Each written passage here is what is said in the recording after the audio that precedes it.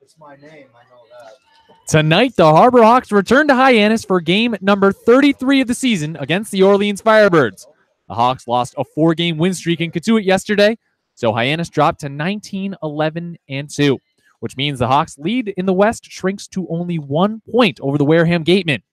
Meanwhile, Orleans dropped its 3rd straight yesterday and fell to 12-20-1. The East seems to get more and more tight as the days wear on, and the Firebirds' grip on the last playoff spot just seems to be loosening as time goes by, too. Hyannis hopes to assert its dominance, and Orleans looks to keep playoff hopes alive tonight. Find out who gets their way here at Judy Scarafile Field at McKeon Park here on the Hyannis Harbor Hawks Digital Network. Good evening, everybody. I'm Chris Lucy. I'll bring you through pregame coverage up until a 6 o'clock first pitch between Hyannis and Orleans. There's plenty on tap. We have highlights from yesterday's game, an interview with Hawks outfielder Eric Rivera, and much more.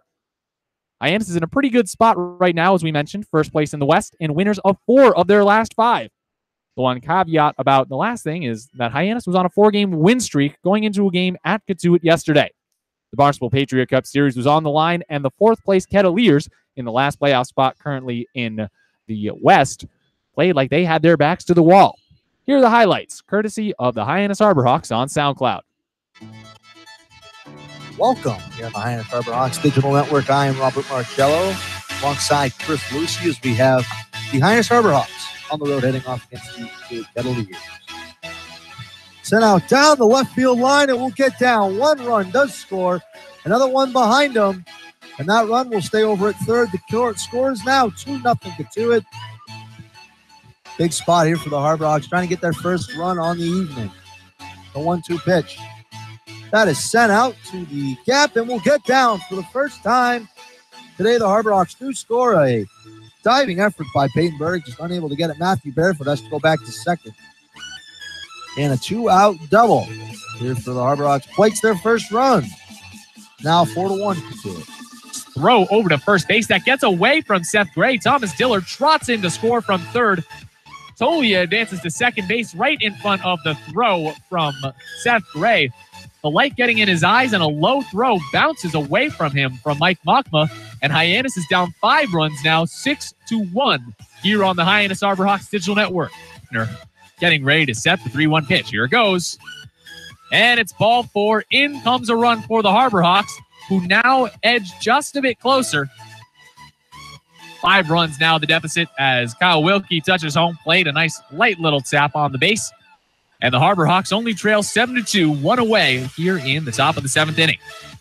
To the plate, the lefty angle with the first pitch, which is cut on and sent out towards the left center field gap again. This one's chasing Eric Rivera to the hole, who dives. Did he make the catch? Yes, he did. Jay Dion clenches his fist out in left field. The umpire making the call, and Eric Rivera with a circus catch for the second out of the bottom of the 8th inning. The first pitch hacked on and sent high in the air out towards the left center field gap. This one is chasing Burdick over towards the gap, and he dives. Full extension, makes the catch, and that is the ball game. 7-2 the score. Cotuit taking this one. The Barnstable Patriot Cup Series going for the Kettleers for now the 3rd year in a row. A 4-2 series win for the Cotuit Ball Club. Final score on that one more time. Cotuit 7, Hyannis 2. The Hawks dropped the Patriot Cup Series 4-2 on the season, and Cotuit takes the mantle of the best Barnstable ball club now for the 3rd consecutive year. However, Hyannis still boasts the best record in the West, 19-11-2, that mark. Hello, everybody. I'm Chris Lucy, taking you through pregame coverage here before a 6 o'clock first pitch between the Harbor Hawks and Firebirds. The Harbor Hawks pitching staff had a rough outing at Lowell Park yesterday, but the day wasn't without bright spots. Mike Mockma had one of his best outings of the summer, 2 2/3 of 3-hit relief, and Eric Rivera continued to be productive at the plate. Was 0 for 2, but able to reach base twice on walks, and a good follow-up of a 5-for-5 game just a few days, actually just the night before. Our sideline reporter Danny Terzer had the chance to catch up with him after that. Let's take a look back at their conversation here on the Hyannis Harbor Hawks Digital Network, courtesy of the Hyannis Harbor Hawks on Twitter. 5 for 5 on the night. You also had your first home run of the season. What was the difference out there? Honestly, just going out there, trusting my hands, and just let myself play the game like I've always have. How do you keep this hitting going into the next few games? Just keep on coming out here and grinding every single day and work hard, and yeah, basically. Greg Valise pitched to you tonight. How do you approach an at-bat when one of your friends is on the mound? It's kind of hard because I really don't like facing my friends. It's kind of, I don't know, it's just weird to me. But he's a great pitcher, great guy, a really good friend of mine, and basically just stay calm and just see the ball, hit the ball. He has some good stuff, so luckily I got a pitch to hit. Thanks, Eric. No problem. Danny Terzer and Eric Rivera on the Hyannis Arborhawks Digital Network just a couple of days ago. Danny Terzer now in the broadcast booth with me. Danny, how are you doing? I'm doing okay, Chris. Well, Danny, thank you so much for hopping on the show with me right now. And it's a tale of two ball clubs out on the field tonight in the Harborhawks coming in at the top of the Western Division and the Firebirds struggling to hold on to that last playoff spot in the East. And the season grind can really take its toll on teams. I mean, you look at the Firebirds, they've been in playoff contention for most of the season, but they've now lost 7 of their last 10. Meanwhile, the Harborhawks are winners of 7 of their last 10. They've taken first place in the West pretty late in the season as far as other ball clubs are concerned. What is it about this Harborhawks ball club that's gotten better as the grind has intensified getting towards August? Well, I think they've always had confidence in one another. You know, they have people that are consistent like Matthew Barefoot, but they've never relied on him. The people that are stepping up into the positions with these guys that are getting injured now have really done a really good job. They're rising to the occasion. You know, Taylor Garris comes in now on a 3-game hitting streak. We talked about Eric Rivera going 5 for 5 a few days ago. So everyone's contributing, and I think the depth that this team shows is something that really puts them on top. Let's not forget, like you mentioned, Matthew Barefoot with a knock or 2 last night, 2 for 2 on the line with 3 for 3, on the line for Barefoot last night with a pair of walks, extending his hitting streak to 22 games. Danny Terzer's in the booth with me, Chris Lucy right now.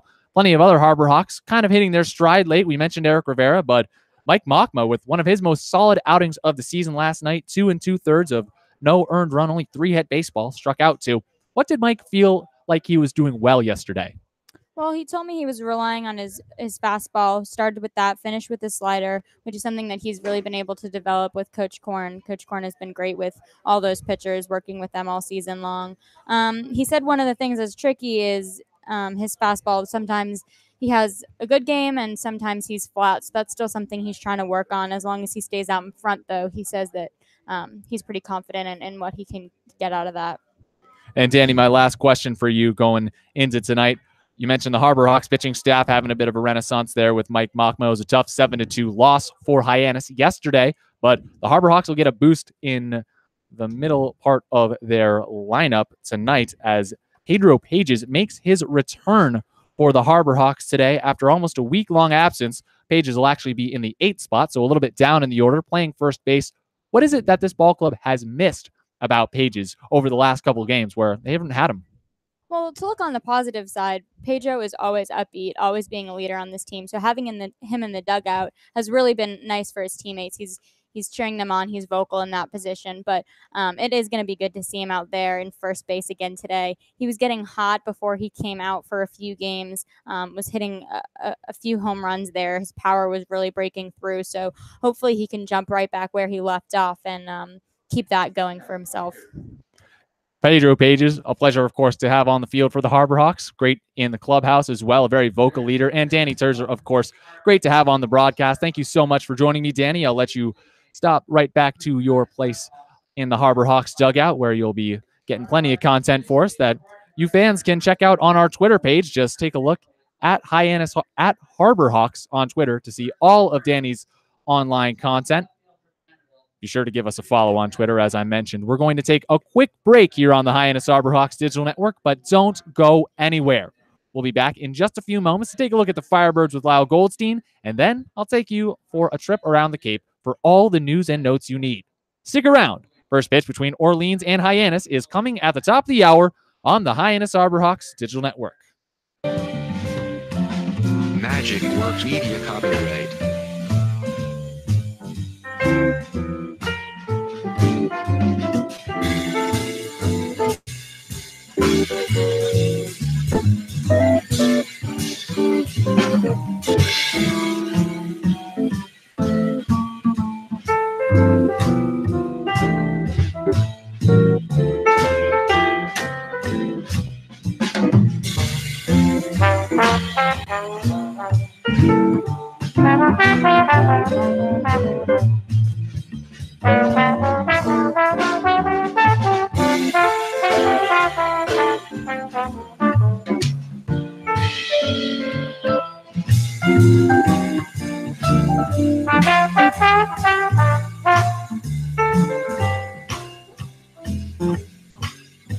Magic Works Media copyright.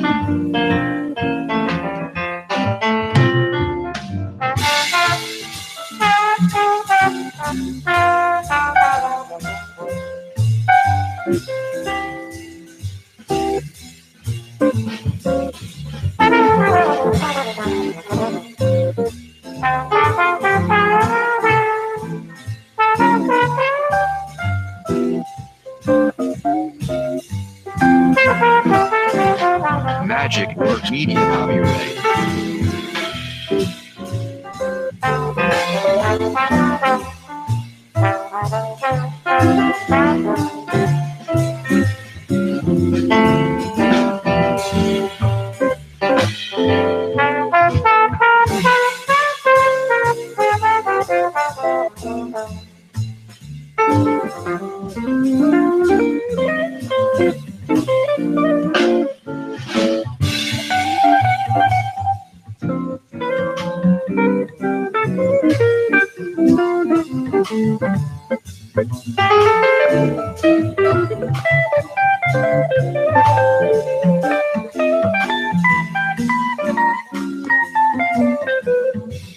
Welcome back on the Hyannis Harbor Digital Network. First pitch between Orleans and Hyannis is coming up in just a few minutes. I'm your pregame host, Chris Lucy, and now first half play-by-play man Lyle Goldstein joins me in the booth. Lyle, how are you doing?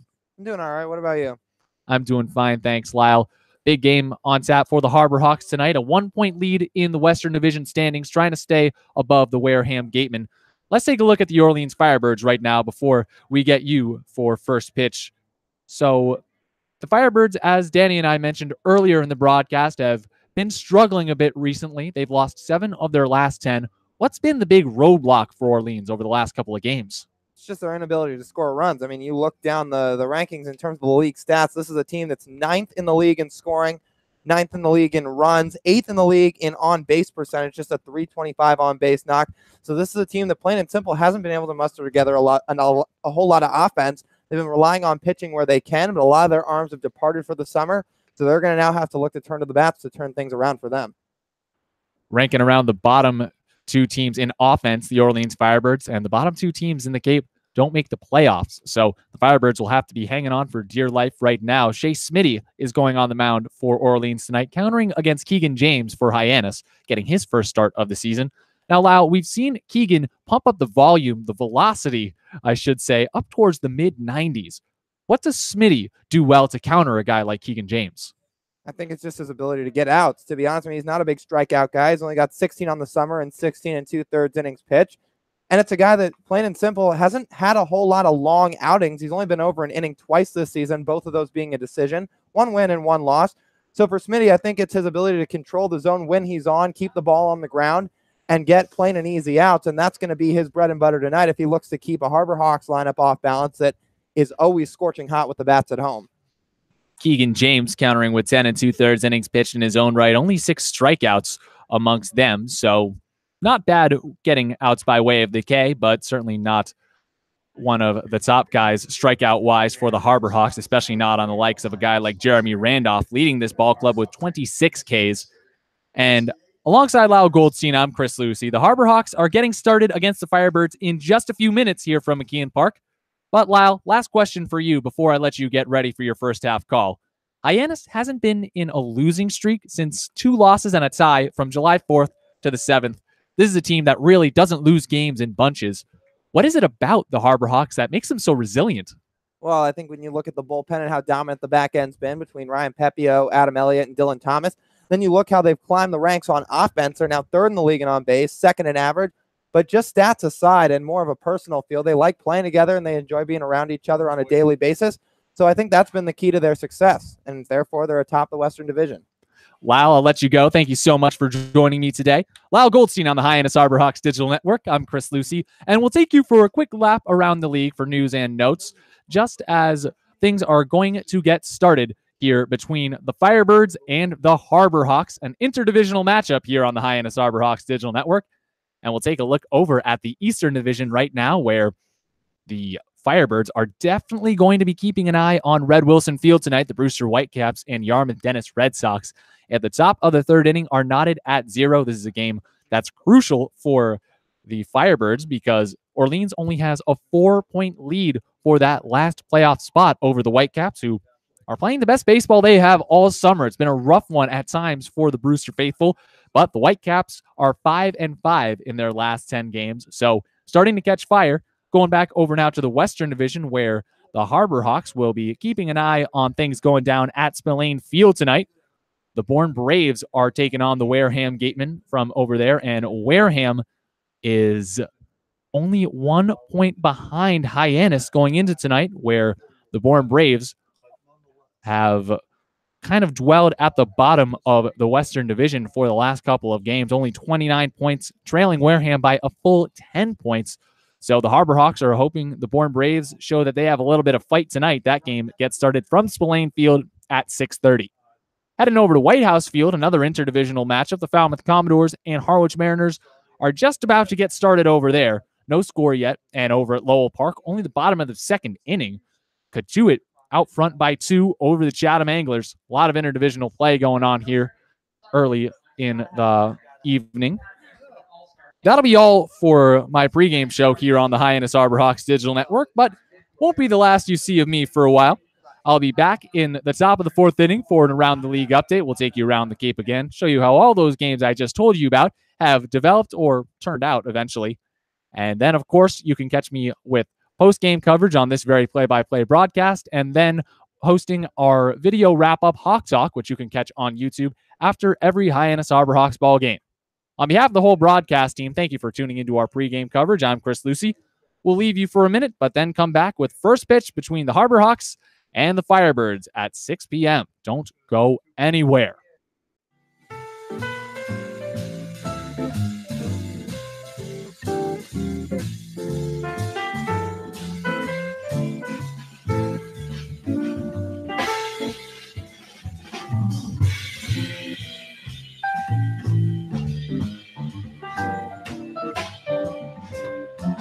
Magic Works Media copyright.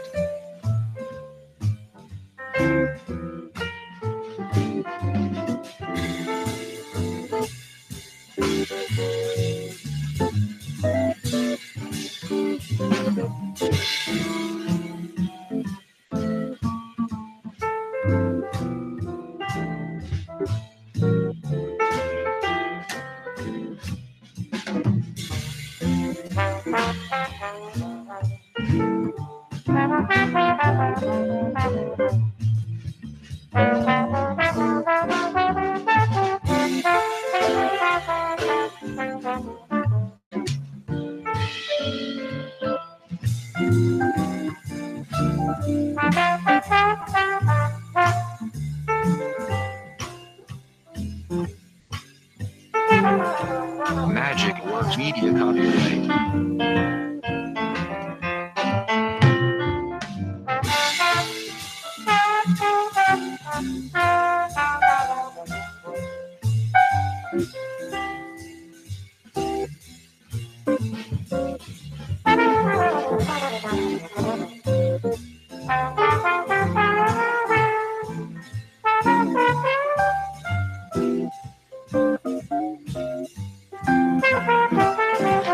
Magic Works Media copyright.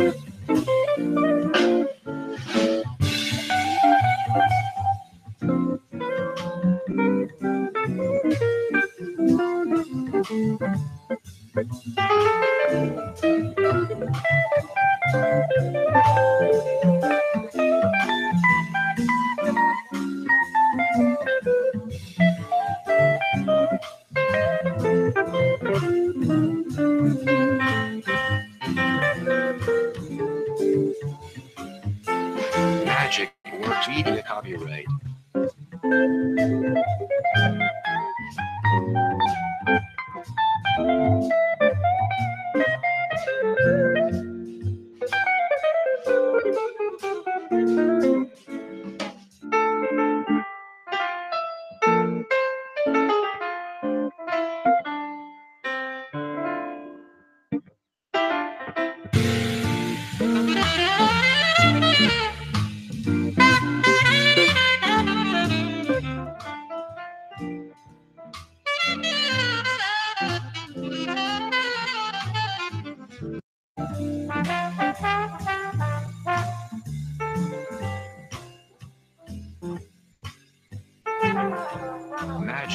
Works Media copyright.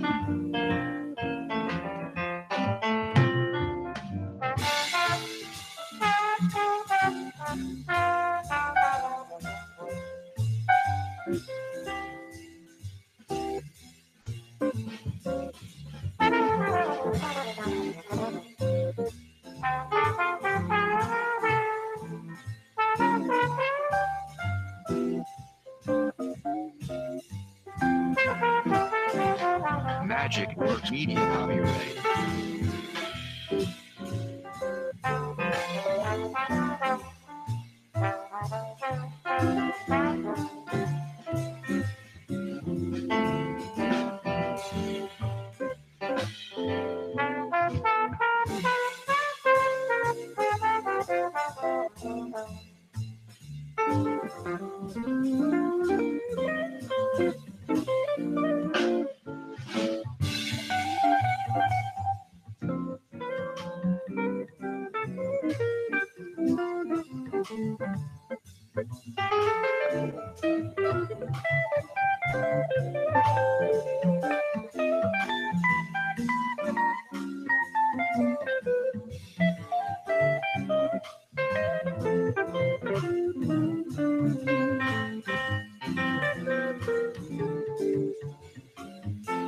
Magic Works Media copyright.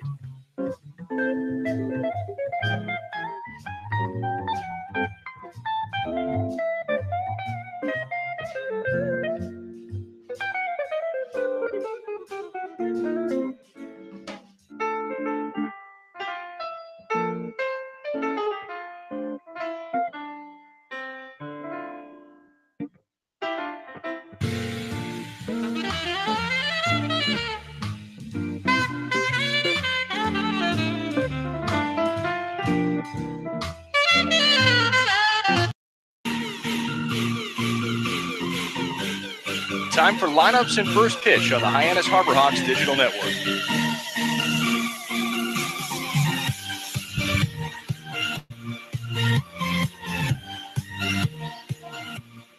No rain out between the two bird squads today, as for the first time in almost a month, the Firebirds and Harborhawks are set to square off now for the first time at McKeon Park this season. Hyannis has a 2-0 series lead in a sweep of a doubleheader at Eldridge Park, and now look to be the second team on the Cape to pick up their 20th win of the season. Harborhawks baseball starts right now. Hi, everybody. I'm Lyle Goldstein, joined alongside Robert Marcello on the Hyannis Harborhawks Digital Network. Rob, 4-game win streak snapped last night. Hyannis loses the Patriot Cup Series to the Kettleers with a 7-2 loss in last night's ball game. What's going to be the key for them to put that game in the rearview mirror and grab a win today? I think to be able to get out to an early lead in the first inning or the second inning. We have James on the mound right now, who usually is a relief pitcher, but being able to start, hasn't made many starts in his career. Today, he's going to have to be spot on. Keegan James making his first start of the summer, the right-hander out of Mississippi State University, set to face an Orleans Firebirds lineup. Leading off is Pat DeMarco, the Vanderbilt left fielder, followed by another Commodore and J.J. Blade playing right field. Spencer Steele, the Oregon Duck, hitting third and playing second base. In the cleanup spot, Logan Wyatt, the first baseman out of Louisville. Nick Osborne, the Cape Cod Baseball League leader in home runs with 7, in the number 5 spot, doing the designated hitting. Followed by Phil Clark, a third Vanderbilt Commodore in this lineup, doing the catching, hitting 6th. Justin Levy out of Louisville, hitting 7th and playing 3rd. And the final 2, Matt Frazier, the Arizona center fielder in the 8th spot. And rounding out the 9, Sal Gazzo, the shortstop out of Tulane. Pat DeMarco stepping to the plate in the right-handed side of the batter's box, kicking some dirt as we're just seconds from getting underway here at McKeon Park. Game number 33 for the Harborhawks on the summer. Hyannis wearing their veterans red and camouflage hats in honor of the Friday night ball game. White pants with a stripe on the leg. James's first pitch to the first hitter in DeMarco is down low for ball 1. DeMarco went 0 for 4 in yesterday's ball game. That was an Orleans loss to the Falmouth Commodores out at Gov Fuller Field. And now another interdivision matchup for the Orleans squad here at McKeon Park for the first time this season. James gets his sign from the windup, rocks and fires the 1-0 pitch.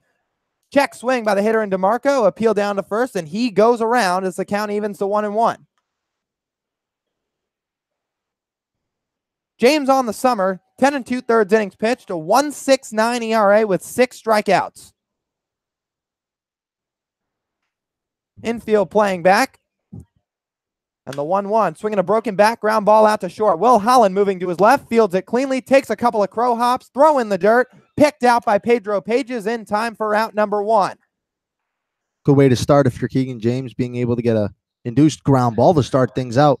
Ball in there pretty much on his backhand. Had to really throw it over really quickly. Nice job by Pages. To take you around the field for the rest of the Harbor Hawks defense, Seth Gray out of Wright State playing third base today. He spent his last couple of contests over at first. Will Holland, who just made the 6-3 putout at short out of Auburn. Davis Wenzel, second time this summer over at second base. And Pedro Pages making his first start since July 14th over at first. James from the windup, the first pitch to the new hitter in J.J. Blade, just outside for ball 1. The defense in the outfield from left to right, respectively, Eric Rivera, Tommy Jew, and Todd Lott, with Brady Lindsley from Oklahoma doing the catching. Now James ready with the 1-0. Misses upstairs. 2 balls and no strikes to the hitter in Blade, who's hitting .317 with 33 hits this summer, along with 9 RBIs. James shakes his head once, then nods. Fires home with a 2-0 fastball for a called strike. J.J. Blade leading the Firebirds in average at .317, hits with 33, and has the only triple on the Firebird squad. The left-handed hitter in the number 2 spot tonight. Swings at the 2-1 pitch and sends a pop-up down the third base side into foul ground. Seth Gray moving over toward his right, toward the line, and can't quite catch up with it. Ball drops just in front of the fence and stays in play to move the count to 2-2. Seth Gray unable to get that ball, kind of had to stretch right over his back there with the shade over there. Had a hard time seeing the ball. That was a tough play for him. He had to cover a lot of ground. He was shifted over off the line, and then on that fly ball moving over to his right and way back, almost came up with it as he moves pretty well, especially for a kid who's playing over at the hot corner. Not all third basemen are incredibly fast, but Seth Gray definitely having some wheels. Just couldn't quite come up with that one. Now the 2-2, swinging a ground ball, 1 hopper over to Davis Wenzel at second base. Fields it cleanly, a strong throw over to Pages. And the 2 Commodores are retired in order. A 6-3 ground out for DeMarco, and right there a 4-3 ground out for J.J. Blade, as Keegan James now has 2 outs in the top of the first inning. Spencer Steer, the Oregon number 3 hitter, playing second base, stepping in from the right-handed side. Go ahead, Rob. The streaker right over to Wenzel right there. Almost went right off his chest. Good job being able to throw it on to first. James from the windup, right-hander fires a breaking ball right on the inside corner for strike 1. And Davis Wenzel, no stranger to balls coming at him pretty quickly and getting up on him. As for a guy who's played a lot of third base both at Baylor and this summer, he's seen a lot faster balls come at him, but fielded that one with ease. The 0-1 from James runs outside to even the count at 1-1.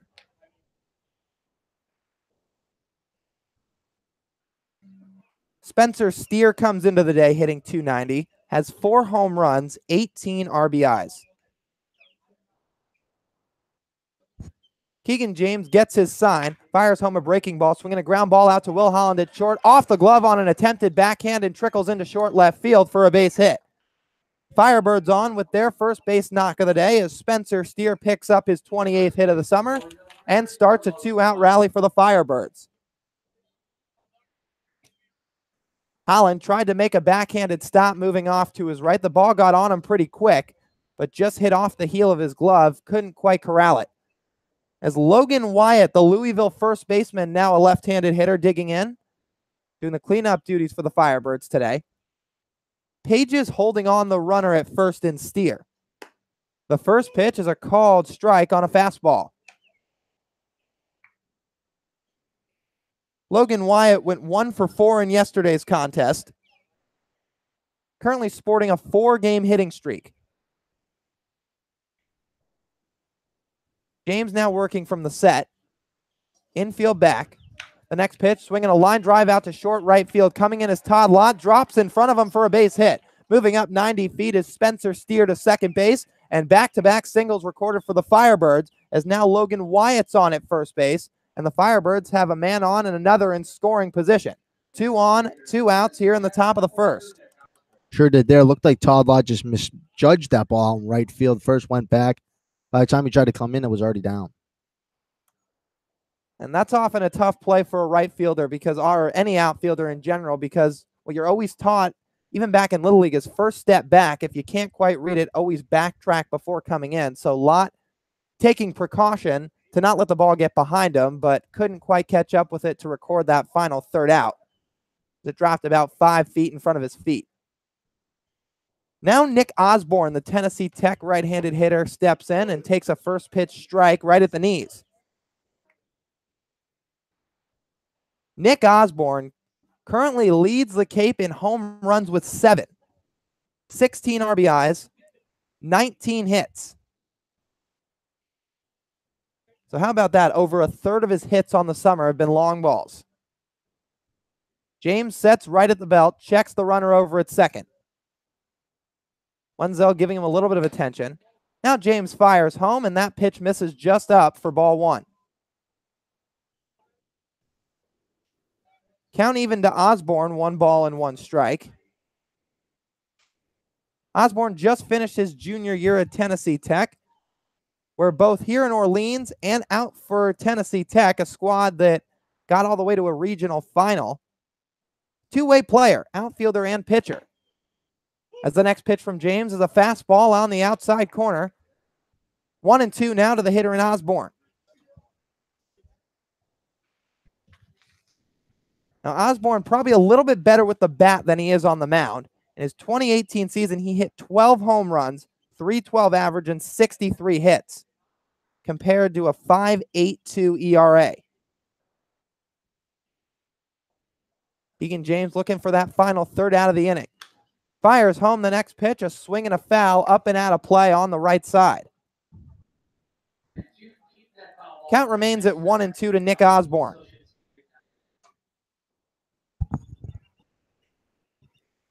First pitch time today was 6:01 p.m. Harbor Hawks return home after a road game yesterday against the Catuit Kettleers. Dropped that one 7-2, and therefore lose the Patriot Cup Series for a third straight year. Season series, a final score of 4-2 in favor of the Kettleers. James from the set, the 1-2, a breaking ball high. Couldn't entice the hitter in Osborne, and the count moves to even.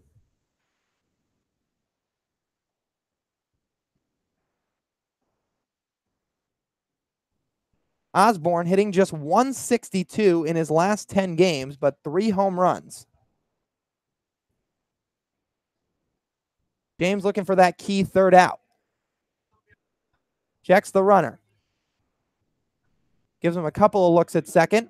And the 2-2 on the way, just outside for ball 3. Keegan James shows a little bit of visible frustration. Loosens up his shoulders, receives the ball back from Brady Lindsley, and now quickly steps off the mound. Nick Osborne touches each corner of the plate once. His back foot sitting right at the back of the right-handed side of the batter's box. Seth Gray hugging the line at third. Davis Wenzel playing up the middle. James from the set. Steps off the mound, retreating back is the runner in Spencer Steer. Steer reached with a 2-out single, followed by a base knock from the number 4 hitter in Logan Wyatt. 3 balls, 2 strikes, 2 outs. 0-0 game in the top of the first. James takes a breath. Payoff pitch on the way. Swing and a miss for strike 3, and that'll do it for the Firebirds in the top of the first inning. Keegan James allows back-to-back 2-out hits, but nothing further to prevent any damage from the Firebirds offense. Harbor Hawks will be up in the bottom of the first when we come back. Due up for Hyannis, Davis Wenzel, Will Holland, and Matthew Barefoot when we return on the Hyannis Harbor Hawks Digital Network. Media copyright.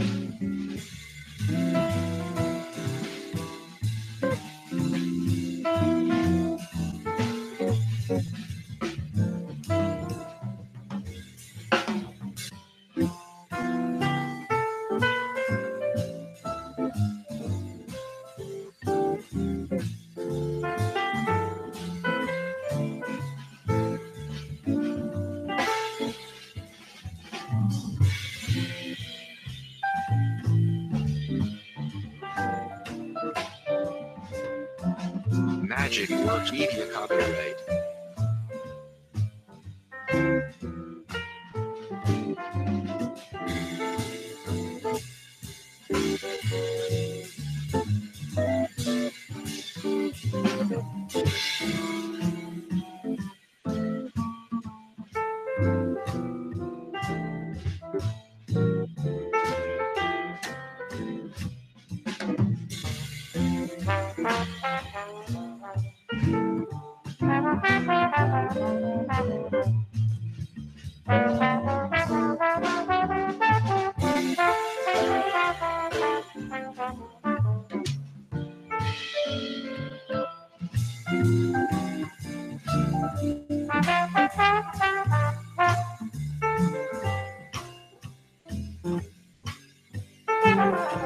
Magic Works Media copyright.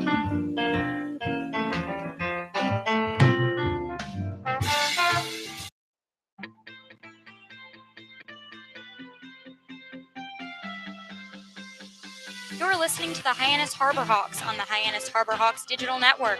Now back to today's voices of the Hawks, Lyle Goldstein and Robert Marcello. Welcome back inside McKeon Park for the bottom of the first inning. A late scratch on the mound for the Orleans Firebirds. It was expected to be Shea Smitty, the right-hander out of Louisville, but a quick change from Firebirds manager Kelly Nicholson at the last minute. And now it's the usual Firebirds closer in Aaron Oceanbine, the right-hander out of Eastern Kentucky, set to make his first start of the summer, as his first pitch to Davis Wenzel is swung on and fouled back. Harbor Hawks lineup for tonight: Wenzel leading off and playing second, Will Holland in the number 2 spot at short, Matthew Barefoot hitting third, the designated hitter out of Campbell, Seth Gray in the cleanup spot from Wright State.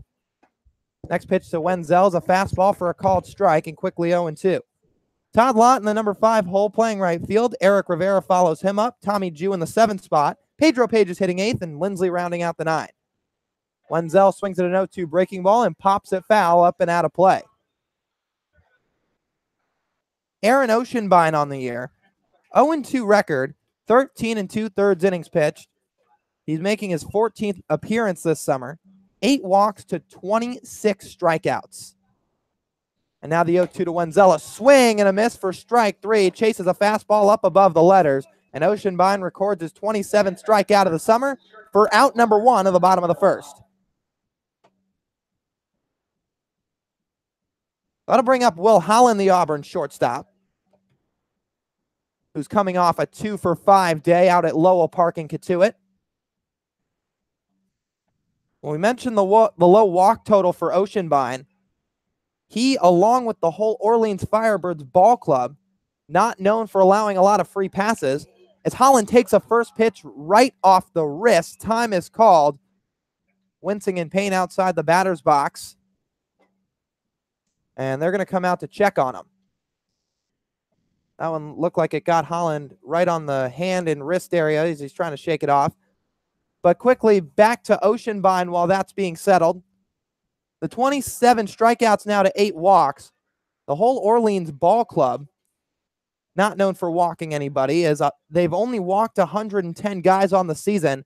That's the lowest walk total in the entire Cape League. Hyannis, on the other hand, led up 135 base on balls, which ranks 9th. Holland continuing to get some treatment just outside the batter's box on the infield grass. Matthew Barefoot awaits on deck. He'll be the hitter when this is concluded.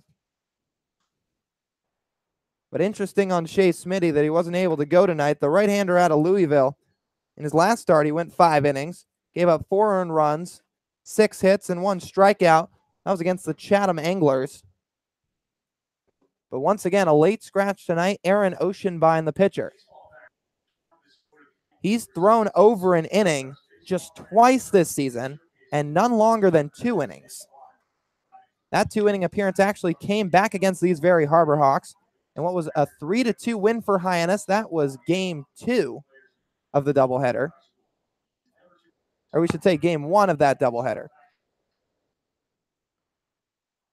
In that appearance, Oceanbine let up 2 hits, 1 earned run. and struck out 6.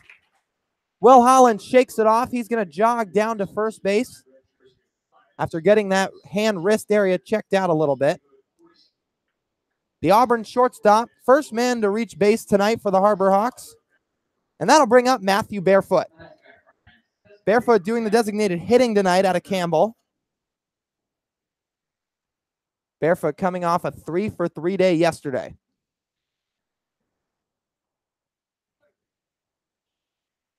Will Holland gets a lead at first, being held on by Logan Wyatt. Oceanbine's first pitch to Barefoot is a called strike. Firebirds defense, Justin Levy over at third, Salgazzo at short, Spencer Steer at second. Once again, Logan Wyatt at first, holding on the runner. Oceanbine from the set. Fires home to the hitter in Barefoot. Another fastball outside for strike 2. Right on the outside corner. From left to right, respectively, Pat DeMarco, Matt Frazier, and J.J. Blade, with the catcher in Phil Clark behind the plate. The set by Oceanbine. The next pitch to Barefoot, swinging a foul back behind home plate and off the mitt of the catcher in Clark. Barefoot currently has 41 hits to his name this season, riding a 22-game hit streak. The 0-2 from Oceanbine. Called strike 3 right at the knees, and Matthew Barefoot punches out for out number 2 in this bottom of the first. Second strikeout for the Eastern Kentucky product in Oceanbine. Seth Gray doing the cleanup duty tonight for back-to-back games. He was in the number 4 spot last night against Catuit. And the left-handed hitter out of Wright State digs in against Oceanbine. Holland still with a short lead. First pitch is right on the outside corner for strike 1. Firebirds wearing their white jerseys with white pants, black undershirts, red caps with a black bill. Gray swings at that pitch and fists one off down the third base line, sinking foul. Levy gave a couple of steps, but playing too far off the line to have any sort of chance at a play. Now with a man over at first, and Holland would see if maybe he goes here, a hit and run to try to move him all the way. Well, Holland is known for his speed. The 2 outs in the bottom of the first. 0-2 pitch to Seth Gray. Swing and a miss for strike 3, and that'll do it for the Harbor Hawks in the bottom of the first as Aaron Oceanbine strikes out the side, lets up one man aboard, but nothing further as this game is knotted up at 0 through the first frame. We'll be back for the top of the second right after this when we return on the Hyannis Harbor Hawks Digital Network. Magic Works Media copyright.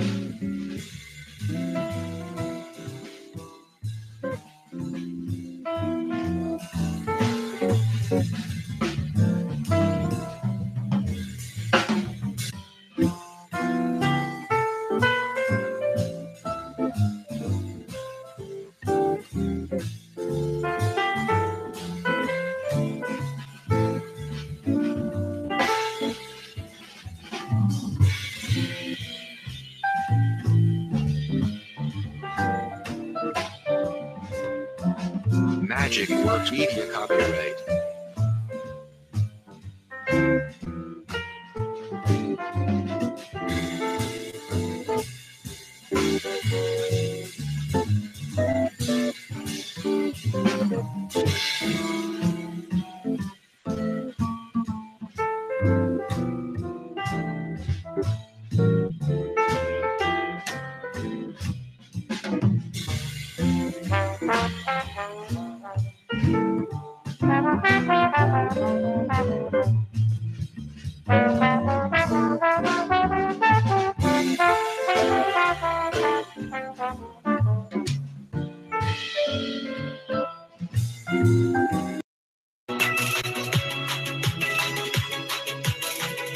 You're listening to the Cape Cod Baseball League on the Hyannis Harbor Hawks Digital Network. Let's get you back to the game.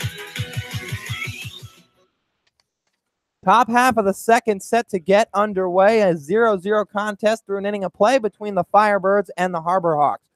Couple of defensive changes for Hyannis. Davis Wenzel moves over to short, and Samford middle infielder Taylor Garris takes over at second base and will take over the number 2 spot in the lineup for Will Holland. First hitter up for the Orleans Firebirds is Phil Clark, who takes a called strike. Will Holland got hit on the hand back in the bottom of the first inning, toughed it out and jogged over to first, but now removed from the ball game. As Clark swings at the next pitch, a fastball cranked right up the middle, a ground ball into center field for a base hit. Firebirds pick up their third hit of the day and a leadoff single to start things off in the second for Orleans and the Vanderbilt catcher in Phil Clark. So after James surrendered 2 straight hits in the bottom of the first inning after recording his first 2 outs, he gives up a base knock to Phil Clark to start things off in the top of the second. Now Justin Levy digs in, wiggling that bat above his right shoulder. Right-hander with a slouched over batting stance. Takes a fastball high for ball 1. Justin Levy 0 for his last 15 and no multi-hit games since June the 22nd. The Louisville Cardinal down to a .205 batting average coming into today. A breaking ball from Keegan James misses outside, blocked in the dirt by Brady Lindsley. 9 RBIs on the year for Levy. Getting a lead at first is Clark, being held on by Pedres. Garris playing up the middle. Next pitch from Keegan James, swinging a ground ball right off the foot of James. Kick stop, fields it cleanly, and now throws over to Pedro Pages for out number 1. Moving down to second is Phil Clark. Brady Lindsley taking a walk out to the mound to make sure his pitcher and James is okay, but Keegan nodding his head, saying he's more than fine. Kicking some dirt and getting ready to face Matt Frazier, the number 8 hitter in the lineup. Nice job there by Keegan James being able to get his foot there in the way, getting that fielder's choice, making sure that not only, well, unfortunately there is a man at second base, but there isn't at first. It's about a pitcher's best friend right there. The kick stop when it looks like it's going to be a ground ball or line drive right up the middle with no chance to save it. You stick your foot out in hopes of some miracle going your way, and Keegan James got just that. Knocked it down, rolled right out in front of the mound and picked it up cleanly and fired over to first. Actually, a conference going on at the mound as we speak. Pitching coach Ray Korn out on the mound. And now a trainer coming out to check on James, who immediately signaled he's okay. But home plate umpire in Jay Dion wanting to make sure that he is 100% and capable to pitch. Rest of the infield out on the mound with him. Clark moved over to second on the 1-3 put out. As now the meeting concludes, Korn and the trainer back to the dugout. Keegan James okay, and he'll stay in the game. Frazier waiting just outside the home plate dirt with the bat rested on his left shoulder.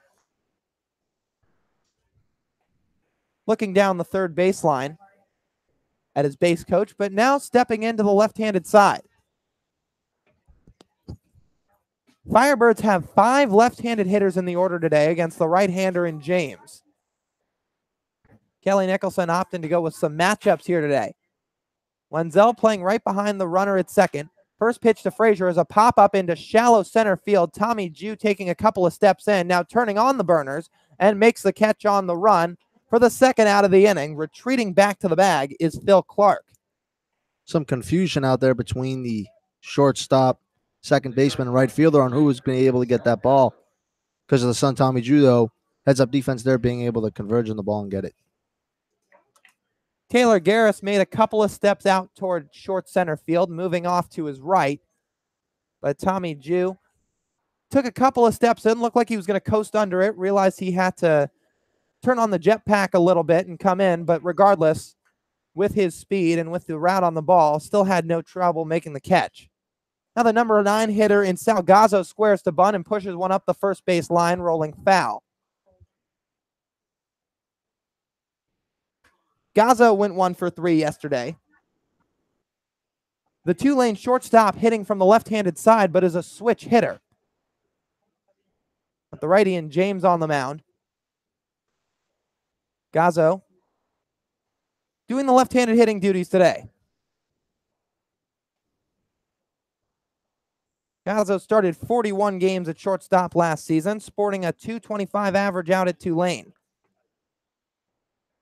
James from the set checks the runner at second.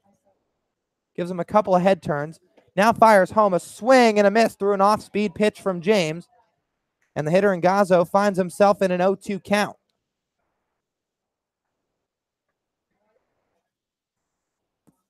Infield playing back. No balls and 2 strikes with 2 outs. Still a 0-0 ball game. Orleans with 3 hits and a man on second. James with the 0-2 pitch. Fastball inside. Time is called as the hitter in Gazzo will step out of the box. Brady Lindsley receives a new ball from the home plate umpire and Jay Dion and tosses it back 60 feet to Keegan James. A beautiful day here at McKeon Park. Not a cloud in the sky. No wind. What a day for some baseball here on the harbor. Weather currently sitting at 79 degrees. James stepping off the mound. Converges with his middle infielders. And now back into the set, giving a stare down to the hitter in Gazzo. James working from the left side of the mound. Shakes his head and sets at the belt. Checks Clark at second again. Now rocks and fires the 0-2, a breaking ball just outside.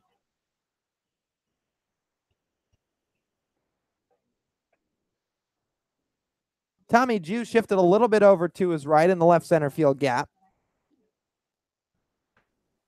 Gazzo, the hitter, looking to pick up his 15th hit of the summer and second RBI. Now James ready. The 1-2 pitch, swinging a pop-up foul down the third base side and out of play.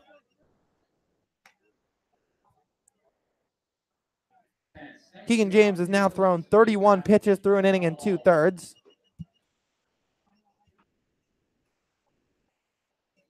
Steps off the mound. Now makes his way back onto the rubber. Ready for the 6th pitch of the at-bat against the hitter in Gazzo. Takes a breath. Set in the 1-2 on the way. Swing and a miss for strike 3, and that'll do it for the Firebirds here in the second. Keegan James records his 4th strikeout, or make it his 2nd strikeout of the night, as the Firebirds go scoreless in 2 straight frames, and the Harbor Hawks will come up in the bottom of the second, looking to draw first blood. When we return, it'll be Todd Lott, Eric Rivera, and Tommy Jew for the bottom of the second on the Hyannis Harbor Hawks Digital Network.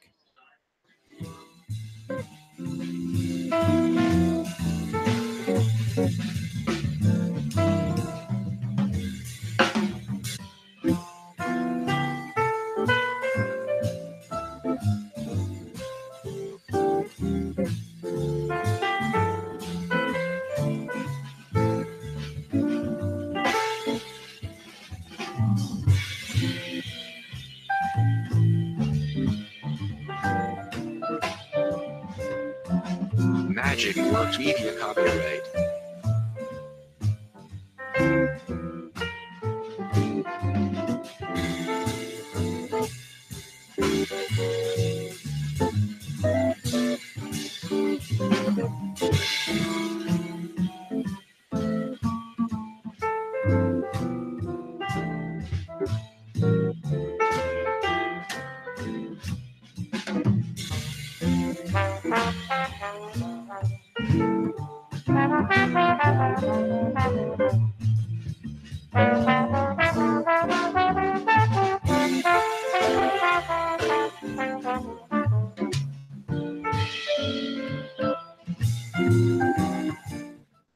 Todd Lott set to lead things off for the Hyannis Harbor Hawks in the bottom of the second inning.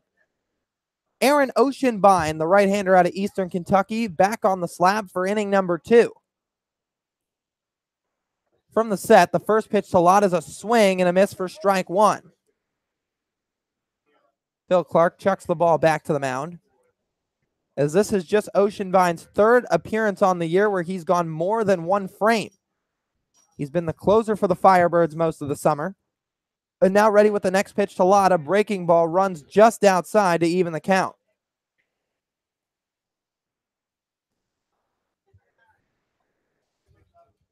Oceanbine working quickly, gets his sign, rocks home another breaking ball, and misses away again.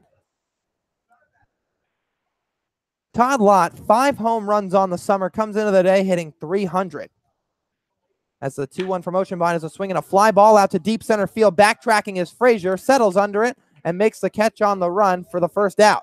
So Frazier immediately having to move off to his right and a little bit back into the left center field gap as Todd Lott hit that one right on the screws, but Frazier in his speed able to run it down. He sure did there. Look, just right off the bat there was going to be able to get past the center fielder, but that did not happen that way as Frazier was on to make a good catch. Eric Rivera in the number 6 spot tonight. As Oceanbine's first pitch to the FAU outfielders, a swing and a fly ball into short right field. Coming over toward the line is Blade. Makes the catch in foul ground just to the right of the right field chalk for the second out. And quickly, Harbor Hawks have 2 outs in the bottom of the second and nobody on. Rivera there just kind of flipped his bat there, put it out to right field there. Didn't even have a chance to get down as the right fielder, and Blade was able to catch it. Brings up Tommy Jew at a UC Santa Barbara. Tommy went 2 for 5 in his last start as he swings and fouls one off. That one coming against the Chatham A's. That 2 for 5 from Tommy broke an 0 for 7 slump. And now the next pitch from Oceanbine. Off speed, misses outside in the dirt. Jew hitting .196 this summer with 1 home run coming out at Doran Park against the Bourne Braves. In search of his 11th hit out here on the Cape. Swings and sends a fly ball down the left field line. Coming over is DeMarco. He can't get there, and it's going to roll all the way to the wall. Jew roaming around first, and he'll cruise into second, standing up with a 2-out double. And Tommy Jew picks up that 11th hit of the summer. And quickly, the Harbor Hawks have a man in scoring position in the bottom of the second.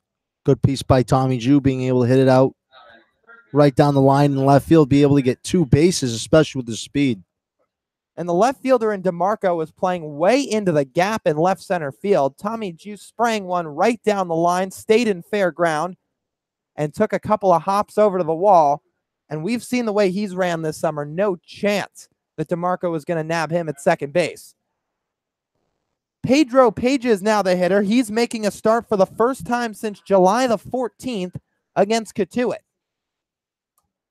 The Florida Atlantic catcher wiggles that bat and swings at the first pitch, sends a line drive up the middle on the ground, backhanded by Steer in the hole, throw to first, and that's in time to get Pages for the 3rd out of the inning. So Pedro Pages sent a missile on the first pitch, looked like it was going to be an RBI single, but Spencer Steer read it perfectly, took 1 step over to his right, made a diving stop to keep it on the infield, gets to his feet and makes a strong throw across his body to nab Pages. That'll do it for the Harbor Hawks in the bottom of the second inning. No runs come across on 1 hit and 1 man left on. We'll be back for the top of the third right after this when we return on the Hyannis Harbor Hawks Digital Network.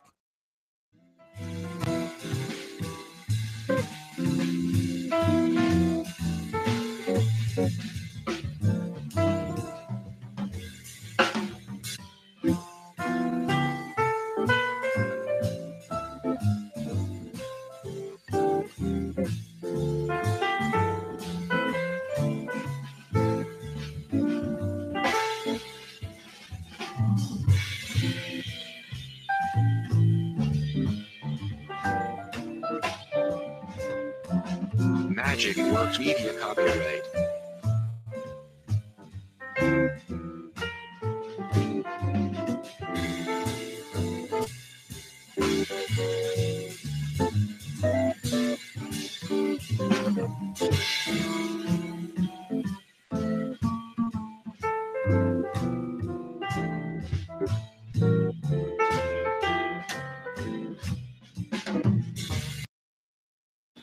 In combination with the Hyannis Harbor Hawks and Ocean Street Studios comes a brand new show bringing you everything Harbor Hawk. This is Birds the Word, a comprehensive new way to engage with your favorite summer ball team. I'm your host, Harrison Myers, and every Thursday until the end of the 2018 Cape League season, we'll bring you everything Harbor Hawk. Interviews with players and coaches, behind-the-scenes tours, and stories you may not have heard about. Make sure you subscribe today so you don't miss any of the action. Back here at McKeon Park for the top half of the third inning, Keegan James back on the mound, the right-hander out of Mississippi State. Set to face the Orleans Firebirds top of the order and Pat DeMarco for the second time around. DeMarco grounded out to shorten his first at bat. Rests that bat right on his right shoulder. First pitch breaking ball from James, runs upstairs for ball one. DeMarco hitting .270 with 2 home runs. Plays his college ball out at Vanderbilt. James gets his sign, comes home with another off-speed pitch, and it runs in the dirt and inside for ball two.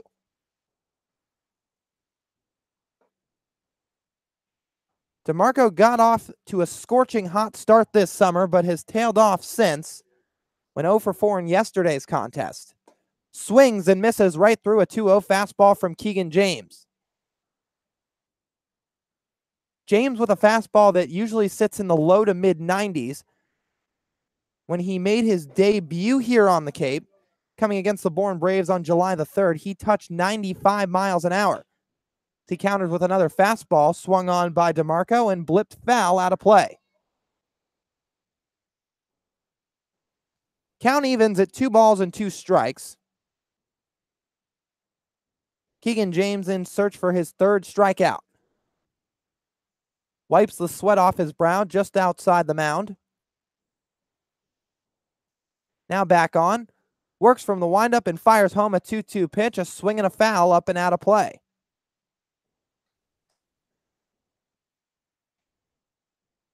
Infield playing back, nobody on. Seth Gray hugging the line at third in a no doubles defense. Back into the box is DeMarco. Continues to rest that bat on his right shoulder. Swings at the 2-2 pitch and sends a ground ball up the middle. Backhanded by Garris. Flubs it and can't come up with a throw. Beating it out down the line is the hitter in DeMarco. He'll be on with an E4 to start off the top of the third inning. So Taylor Garris coming into the game in the second inning as Wenzel moved over to short to replace Will Holland. Seeing his first action, a backhand up the middle and couldn't quite corral it. Leadoff man aboard for the Orleans Firebirds to start the top of the third. And J.J. Blade digs in, the left-handed hitter who's also out of Vanderbilt. James steps over and throws to first. Back with a dive is the runner in DeMarco.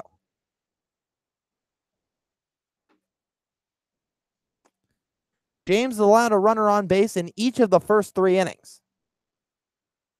Sets from the belt. The runner takes off. The pitch, swinging a fly ball into deep center field. Backtracking is Tommy Jew at the warning track. Settles under it just in front of the wall and squeezes it for out number 1. Retreating back to first base is the runner in DeMarco, who moved up 90 feet to second, waiting to see the result of the play, and then on his horse back to first base in time before a cutoff and a relay throw was made. So Keegan James recording a long out to the hitter in J.J. Blade for out number 1, who's been the hottest hitter in the Orleans Firebirds lineup. Came into the day hitting .317, led the team in hits with 33. Now Spencer Steer digs in. James steps off the mound and fires over to Pages at first, but back safely is Pat DeMarco.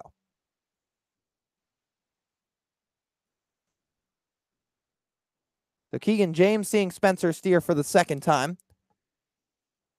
Steer came up with a 2-out single in his first at-bat and takes a fastball for a called strike by the home plate umpire and Jay Dion.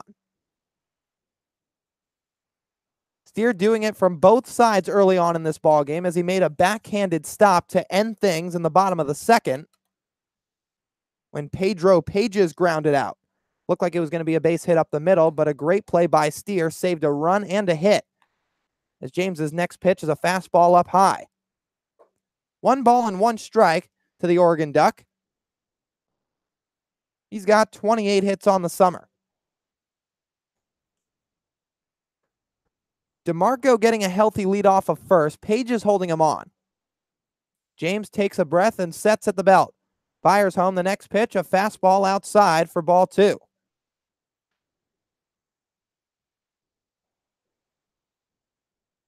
Spencer Steer just finished up his sophomore year at Oregon. garnered a freshman All-American honoree back in 2017 where he hit 262 with 12 doubles.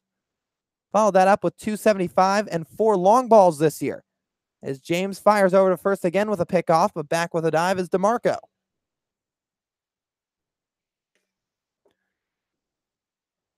Steer's been part of an Oregon ball club that struggled to win some games, especially in this 2018 campaign, finishing under 500.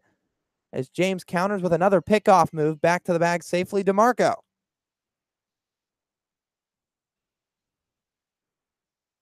Steer followed up the 12 doubles in his freshman year with 11 here in 2018, his sophomore season. James from the set, fires home to Steer, swinging a ground ball out to Wenzel at short, fields it on a hop, tosses to Garris for one, relay back to first, not in time for the double play, beating it out and recording a 6-4 fielder's choice is Spencer Steer, and there's still a man on first now with 2 outs in the top of the third. Davis Wenzel moving over to short after Garris came into second. Took about a step to his right, fielded it at the chest level right in front of him. Fired short way to Garris at second, but couldn't quite retire the runner in Steer. Now that'll bring up Logan Wyatt, the cleanup hitter, who's already recorded a hit today. That was a single back in the bottom of the first. Top of the first. As the first pitch from James is a called strike, fastball right on the inside corner. Logan Wyatt currently sporting an average of 309. Hitting 366 this summer with runners on base. James steps off the mound. DeMarco's back safely.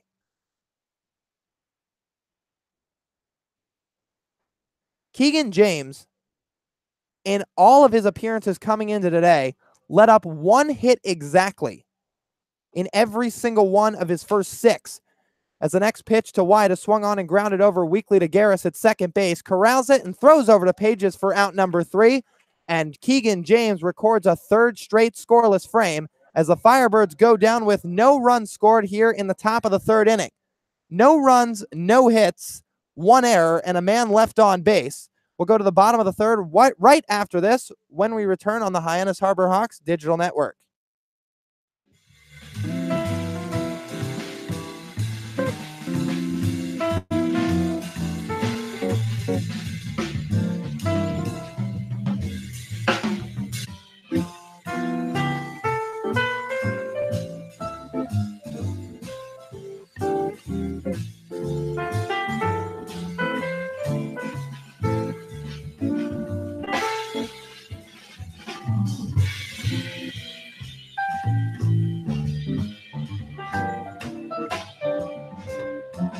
Magic Works Media copyright.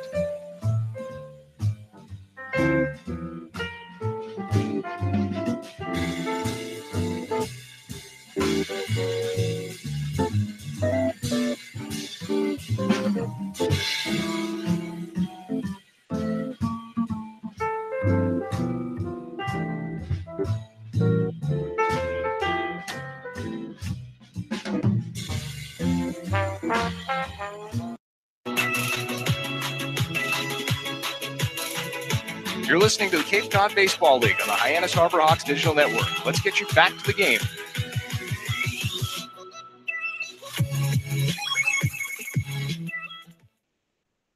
Number 9 hitter for the Harbor Hawks in Brady Lindsley set to lead things off in the bottom of the 3rd inning. Aaron Oceanbine back on the mound for the Firebirds. As Lindsley, doing the catching tonight, plays his college ball at Oklahoma. Left-hander rests that bat right on his left shoulder and takes a first pitch fastball for a called strike. Lindsley hitting .286 when leading off an inning this season, sporting an average of 166. Swings and misses through a breaking ball from Oceanbine, and the count quickly runs to 0-2. Lindsley's yet to record a multi-hit game this season, has 10 to his name. Oceanbine gets his sign. The 0-2 pitch, a fastball just outside. Borderline strike, but Jay Dion says no, sir, and the count's now 1-2. Eastern Kentucky right-hander now working quickly. Gets his sign and fires home a fastball upstairs. 2-2 to Brady Lindsley. 2 for his last 10. Swings and pops one into foul ground, giving chase as Justin Levy moving to his right, but it sails out of play and into the crowd. Brady Lindsley hit .262 in his sophomore campaign out in Norman, Oklahoma for the Sooners. Was part of a team that went 38-25, 14-10 in conference play. The next pitch from Oceanbine, just outside on an off-speed pitch to move the count full. Sooners were a number 3 seed in the Tallahassee Regional, but ended up losing. As Oceanbine fires the 3-2 pitch outside again for ball 4, and Brady Lindsley draws a leadoff walk to start the bottom of the third inning. Third man to reach base for the Harbor Hawks so far today, and it'll turn the lineup over as Davis Wenzel digs in from the right side. So walks, not something that either Oceanbine or the Firebirds are well known for. That's just the 9th free pass of Oceanbine's summer. Wenzel takes a first pitch strike right at the letters. But the Firebirds came into today allowing just 110 walks through 33 games. That ranks first in the Cape Cod League.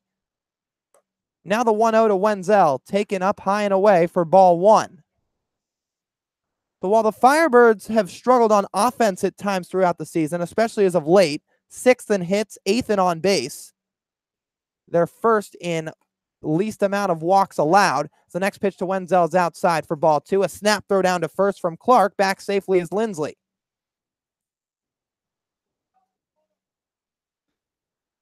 Three and 1 the count to the hitter in Wenzel. 3-2 count to the hitter in Wenzel. From the set is Oceanbine. Rocks and fires the payoff pitch for a called strike. The scoreboard not right here at McKeon Park. Count now moves to make that 2-2.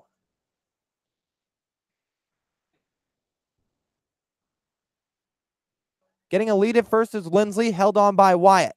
The 2-2 from Oceanbine, swinging a line drive into short center field, getting down for a base hit. Moving up 90 feet is Lindsley to second base. Frazier keeps the ball in front of him and throws it back into the infield, but Davis Wenzel picks up his first hit of the day, second hit of the night for the Harbor Hawks, and there's 2 on here in the bottom of the third inning.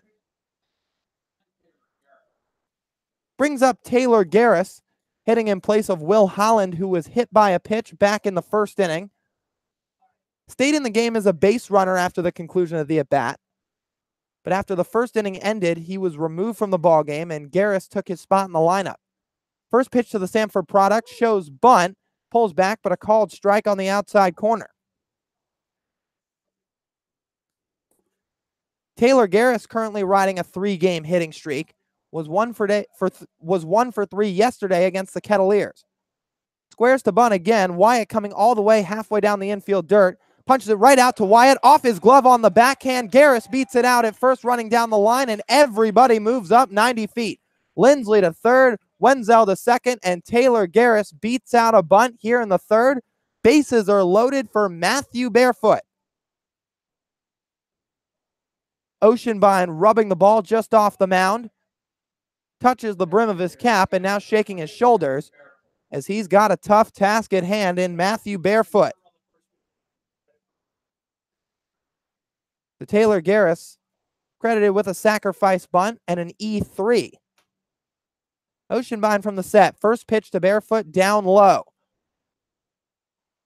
So how about this for Matthew Barefoot? The Campbell product is currently riding a 22-game hitting streak as Oceanbine comes to the set and fires home to Barefoot, outside for ball 2. In the last 10 years, the Cape Cod Baseball League has seen some guys come through this island by the names of Chris Bryant with a World Series and an MVP.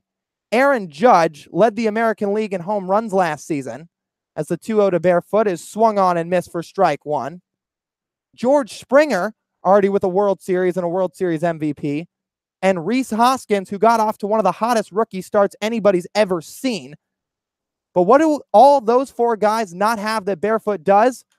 a hitting streak that's been longer than any other Cape Cod player in the last 10 years as Matthew Barefoot fouls off a 2-1 breaking ball out of play. Matthew Barefoot currently hitting with an average of .410 on the year. The 22-game hitting streak is the longest by any Cape Cod League player in the last 10 summers.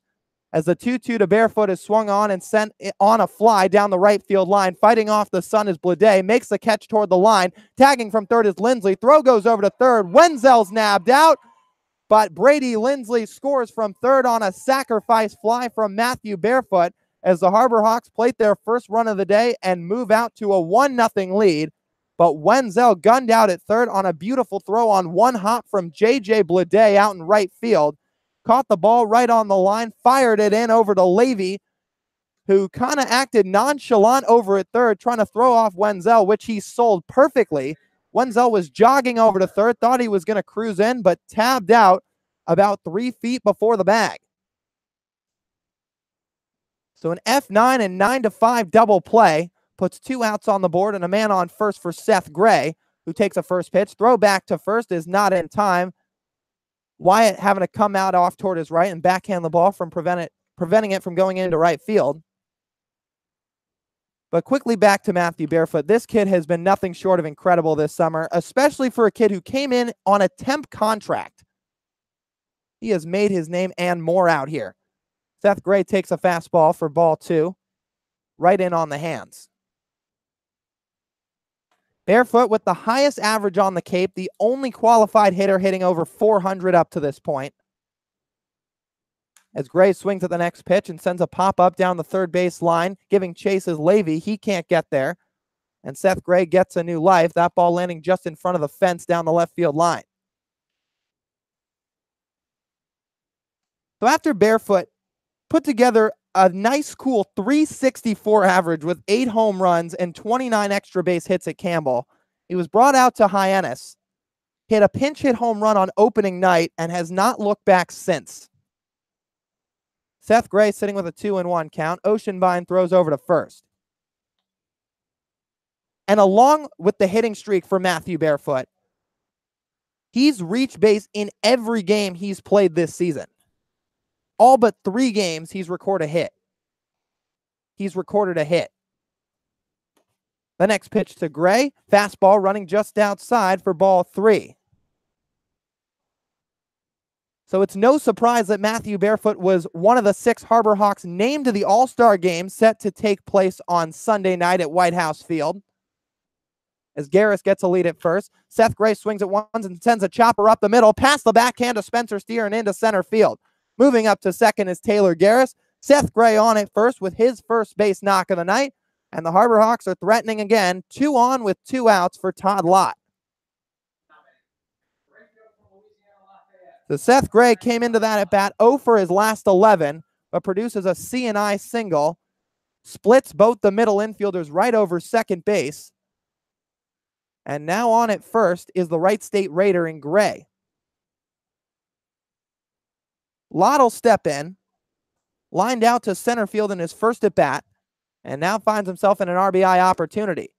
Takes a breaking ball low and away for ball 1. Lott also one of the 6 Harbor Hawks named to the All-Star game along with Barefoot.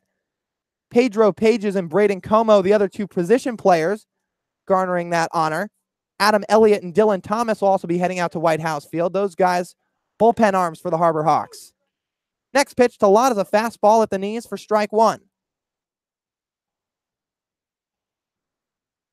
And along with playing in the All-Star game, Todd Lott, also one of 3 Western Division participants, they'll take part in the Home Run Derby as he takes a breaking ball at the letters for strike 2. Lott with 5 home runs here on the Cape, compared to the just 3 he hit out at Louisiana Lafayette this season. He's in an RBI opportunity with 2 on, swings and fights off a breaking ball, sending it foul behind home plate. Todd Lott has just been so valuable to the Harbor Hawks this season. He's probably the one guy in the lineup who steps in every at-bat and has a chance to get into one and send one out of the yard as Oceanbine steps off, fakes a throw over to second. Garris back with a dive. Not that other Harbor Hawks on the team don't have power. Of course, Barefoot with 3 home runs of his own. But Todd Lott, standing at 6'4", 235 pounds. He just possesses that power in his arsenal. It's that raw power that sounds so much different off his bat as he swings and misses through that fastball from Ocean Vine for strike 3. Todd Lott punches out for the first time tonight, and that'll do it for the Harbor Hawks in the bottom of the third, but not before they played a run on a Matthew Barefoot sacrifice fly to push them out to a 1-0 lead.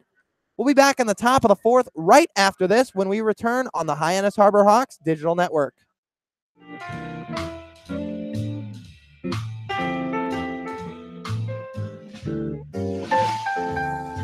Magic Works Media copyright.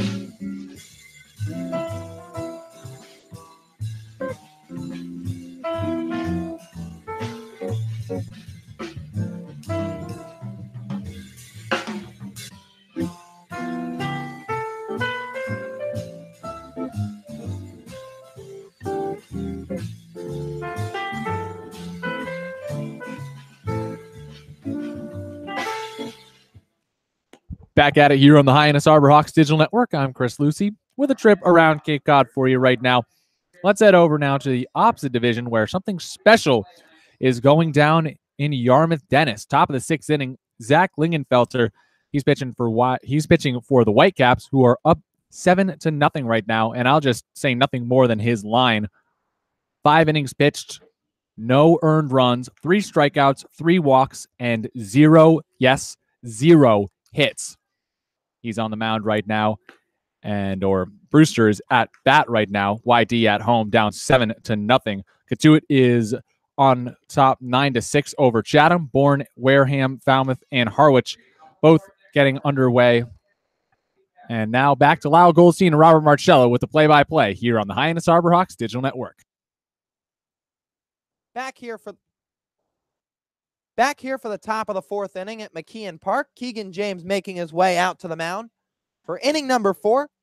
And he's set to face Nick Osborne, the number 5 hitter in the Firebirds lineup, who swings at a first pitch breaking ball and torches one to deep left. Rivera's back at the wall, running out of real estate, and that ball's history. Nick Osborne continues to roll with the long ball here in this Cape Cod League 2018 summer. 8th home run of the year. And just like that, the Firebirds knock this game back up at 1-1. Leaving the pitch over there is James, and Osborne taking advantage of it. Right off the bat, you knew it was gone. That ball hanging up right at about the belt level, and Osborne waited on it and turned right on it. Way out to left field, Rivera gave a couple of courtesy steps, but then watch it sail into the trees behind McKeon Park. First home run this season that Keegan James has allowed, but 8th long ball on the year for Nick Osborne. As Phil Clark steps in and swings and misses through a first pitch off speed from James. We thank you for spending your evening here on the Hyannis Harbor Hawks Digital Network with us. Lyle Goldstein alongside Robert Marcello. Keegan James works from the windup. The next pitch to Clark is a fly ball into left center field. Moving to his left and back is Eric Rivera. Makes the catch on the run right at the warning track for the first out of the top of the 4th. So a home run and a long out for Keegan James here through the first 2 hitters, but now has an out and set to face Justin Levy.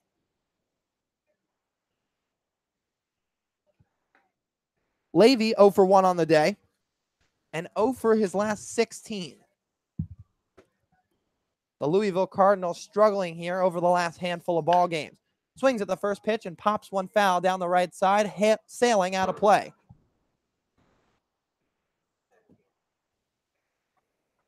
Levy still with 16 hits on the summer.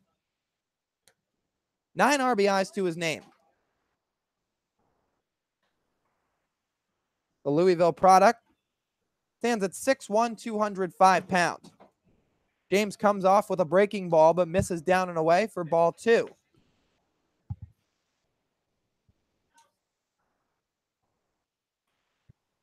Or make it ball 1 as the count's 1 ball and 1 strike. Breaking ball lined out to Taylor Garris right at short, takes a step to his left and makes the catch with ease for the second out of the inning. An easy play there for Garris over at second. Didn't even have to move. The ball came right out of the line at him, just had to put his glove up. Keegan James inducing some hard contact here in the 4th inning. A home run, a long fly out to left, and a sharp line drive out to second. But regardless, has 2 outs as Matt Frazier takes a first pitch fastball down and away. Frazier's been on the struggle bus for almost all of this summer, hitting 151. As the next pitch from James is swung on and popped into shallow left field. Eric Rivera moving in and over to his right, makes the catch right out over the line, and that'll do it for the Orleans Firebirds in the top of the 4th. But not before a moonshot from Nick Osborne ties this game at 1 apiece through 3.5 frames. Bottom of the 4th coming up in just a moment. Eric Rivera, Tommy Jew, and Pedro Pages due up when we return on the Hyannis Harbor Hawks Digital Network.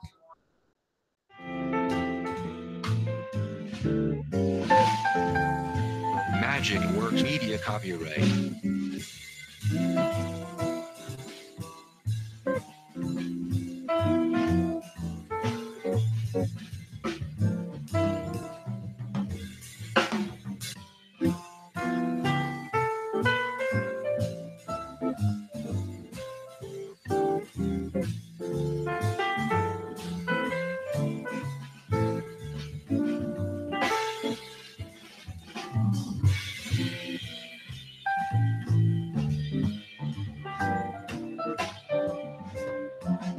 Magic Works Media copyright.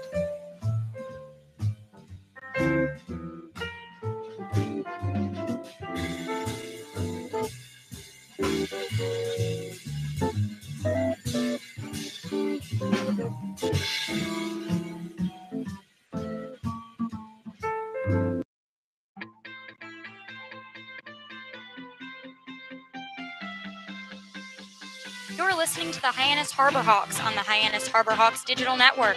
Now back to today's voices of the Hawks, Lyle Goldstein and Robert Marcello.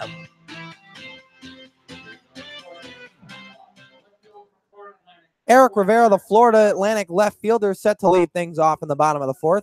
Aaron Oceanbine back on the mound, and with this next pitch, he'll have officially recorded the longest outing of his summer. Rivera digs in from the right-handed side, takes a breaking ball down low for ball 1. So the longest Oceanbine had gone this whole summer was 3 innings, as the next pitch Rivera has popped into shallow left center field. Going back on it is Gazzo. Calling him off and coming in is DeMarco, moving in and off to his left, and settles under it and squeezes his mitt for the first out. That'll bring up Tommy Jew, who's 1 for 1 on the day. He doubled back in the 2nd inning and was stranded there.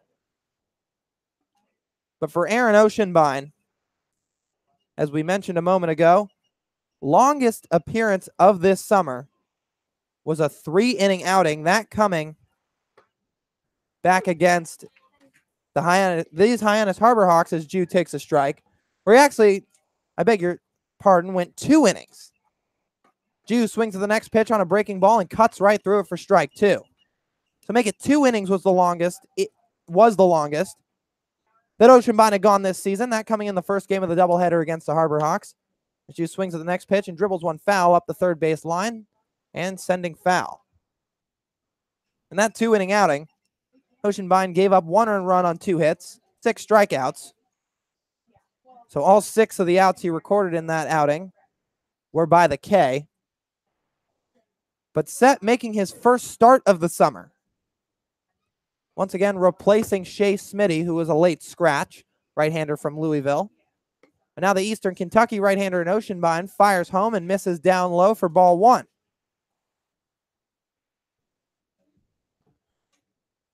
Tommy Jew, sporting an average of .212 this summer, 4 RBIs. Wiggling that bat behind his right shoulder as he swings at that pitch and sends a fly ball out to short right field. Coming in is Blade, cruises under it, and makes the grab for the 2nd out. Back-to-back batters here for the Harbor Hawks, just kind of flaring their bat out. This ball in the outfield, just not being able to get down the Harbor Hawks. Not much luck today. Pedro Pages was sure out of luck when he had his first at-bat since July the 14th. That coming back 2 frames ago in the bottom of the 2nd. swung at a first pitch from Oceanbine and grounded one up the middle for what looked like was going to be an RBI single, but Spencer Steer made a beautiful backhanded stop for out number 3. Pages takes a first pitch breaking ball down low. 1-0 the count to the Florida Atlantic first baseman. Oceanbine works quickly. Another breaking ball, this time finding the zone to even the count at 1-1. Oceanbine from the windup, working from the right side. Next pitch to Pages, swinging a ground ball foul down the right field line. Aaron Oceanbine was part of a no-hitter coming just over a week ago. He pitched in the 9th inning and recorded the final 3 outs for the Orleans Firebirds after 8 strong frames from the left-hander in Mitchell Sanger out of Stetson. The lone no-hitter on the Cape this summer. Time is called as Pages steps out of the box. Oceanbine currently up to 3 2/3 innings. Gets his sign and fires home to Pages. A swing and a miss for strike 3, and that'll do it for the Harbor Hawks in the bottom of the 4th. Oceanbine records a 1-2-3 inning, a pair of flyouts, and a strikeout to Pages to keep this game at 1-1 through the first 4 frames. We'll be back for the top of the 5th right after this. Due up for the Firebirds will be Sal Gazzo, Pat DeMarco, and JJ Blade when we come back on the Hyannis Harbor Hawks Digital Network.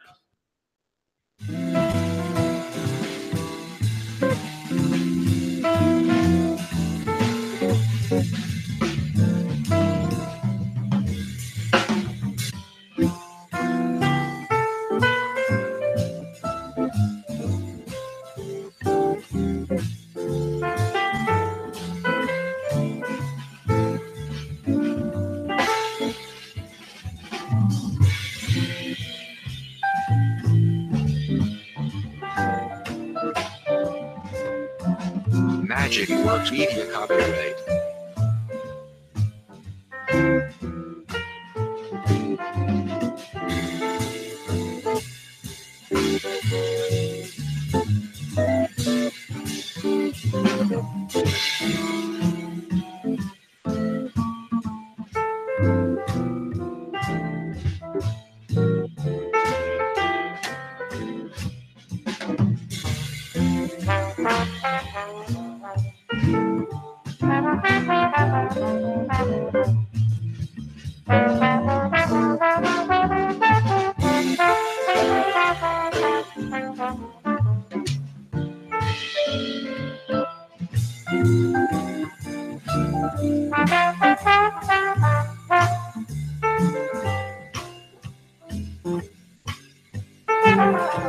Magic Works.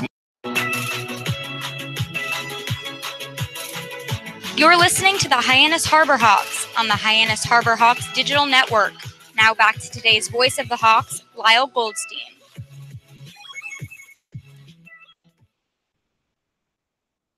Switch hitter and Sal Gazzo set to lead things off for the Orleans Firebirds in the top of the 5th. The night of Keegan James is done for Hyannis after 4 innings pitched, a season high in innings. Gave up 1 earned run on 4 hits, 2 strikeouts, and no walks. And now in to relieve him, making his first relief appearance of the season, Florida and international right-hander Nick McDonald.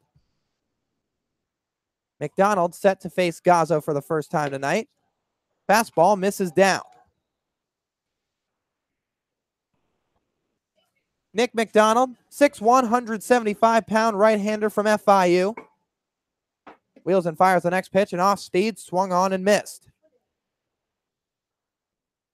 On the year, Nick McDonald's thrown 23 2/3 innings with a 5.32 ERA, 25 strikeouts. The right-hander working from the right side. The next pitch is an off-speed low in the dirt for ball 2. 7th appearance on the season for McDonald. Once again, first out of the bullpen. In his last start against the Bourne Braves, he lasted just 2 innings, 3 earned runs, 3 walks, 3 strikeouts. That was in an 8-4 Harbor Hawks victory on July the 17th. Next pitch to Gazzo swung on and missed in the dirt for strike 2 as the count evens.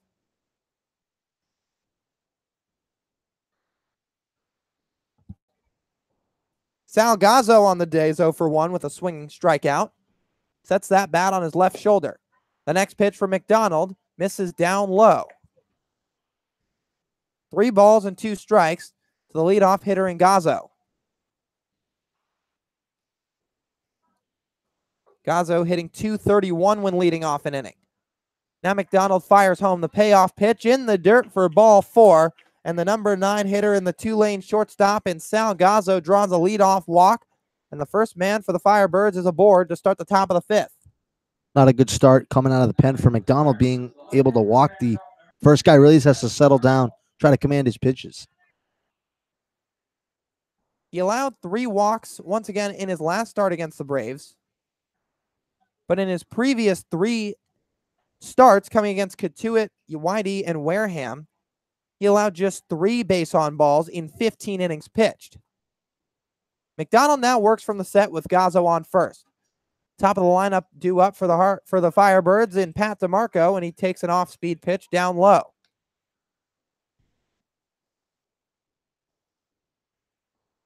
DeMarco back on July the 14th against the Braves. Put up a 4 for 5 day.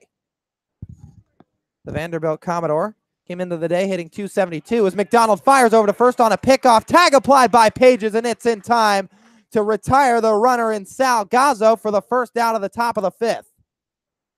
Good heads-up defense by McDonald. Also Pedro Pages be able to sell the tag there. Pretty close call, but it went our way. So runner erased on the base paths. Now McDonald back into the windup. Fastball to the hitter, and DeMarco's taken at the knees for strike 2. Strike 1, we should say. Now the Florida International right-hander starting to work quickly. Gets his sign from Lindsley and fires home to DeMarco. Swing and a miss on a breaking ball. We've talked about it time after time this season, Rob. That quick pickoff move that Nick McDonald has is just so efficient. He's nabbed a couple of guys already this season and adds another tally to that category. Next pitch is a called strike 3 right on the outside corner, and Pat DeMarco punches out for the first time tonight. 2 outs here for the Harbor Hawks in the top of the 5th inning. A nice pitch by McDonald after letting off the first guy on base. Really redeemed himself, especially with that throw over, now with a strikeout. It'll bring up J.J. Blade, back-to-back Vanderbilt Commodores in the lineup for the Firebirds today. Left-handed hitter wiggling that bat above his left shoulder and takes a fastball outside. But usually the best pickoffs you'll see, Rob, pickoff moves come from left-handed hitters, but McDonald's so quick and so fast, it keeps runners off balance, and it has all summer. As that next pitch to the hitter in Blade is knobbed foul right off the end of the bat, dribbled behind home plate.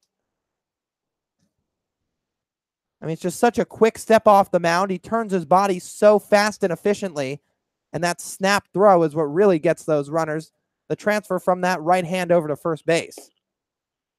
Counters with an off-speed pitch and misses down in the dirt. Infield playing back with 2 outs. McDonald from the windup. The next pitch, a breaking ball for a called strike.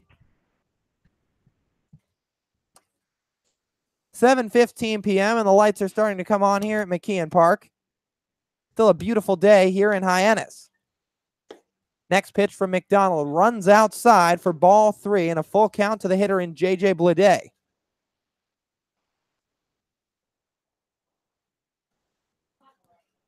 McDonald from the windup, right at the belt.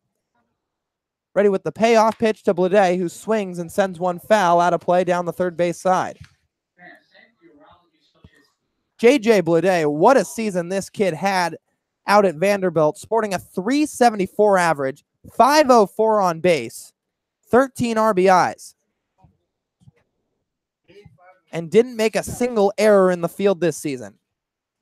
3-2 from McDonald, swinging a line drive past the diving Taylor Garrison into right field for a base hit. J.J. Blade picks up his first hit of the night, and with 2 outs, a man is aboard for the Firebirds. It'll bring up Spencer Steer, the Oregon second baseman, as Blade sat right on that 3-2 pitch from McDonald, looked like some off-speed, kept his hands back and drove it through the right side. Garris gave a diving attempt, but about 5 feet out of his reach. Steer, a right-handed hitter.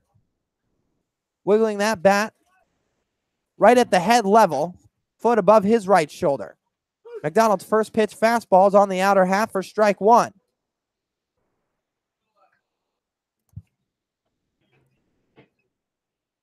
Blade gets his lead at first. Page is holding him on. 1-1 Hyannis the score here in the top of the fifth. McDonald from the set. The pitch on the way, swing and a miss for strike two.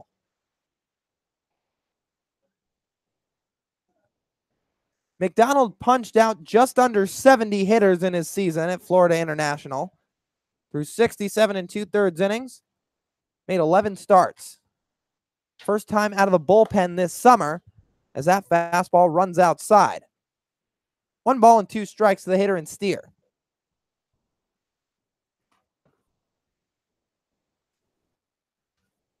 The shade from the trees starting to come over the rest of McKeon Park. Only right field still garnering a little bit of sunlight. The next pitch, swinging a pop-up right behind home plate. Brady Lindsley giving chase and watches it sail just out of play. So Steer steps out of the box onto the infield grass. Granted a new life as he readjusts his elbow guard. Takes half a practice swing outside the box.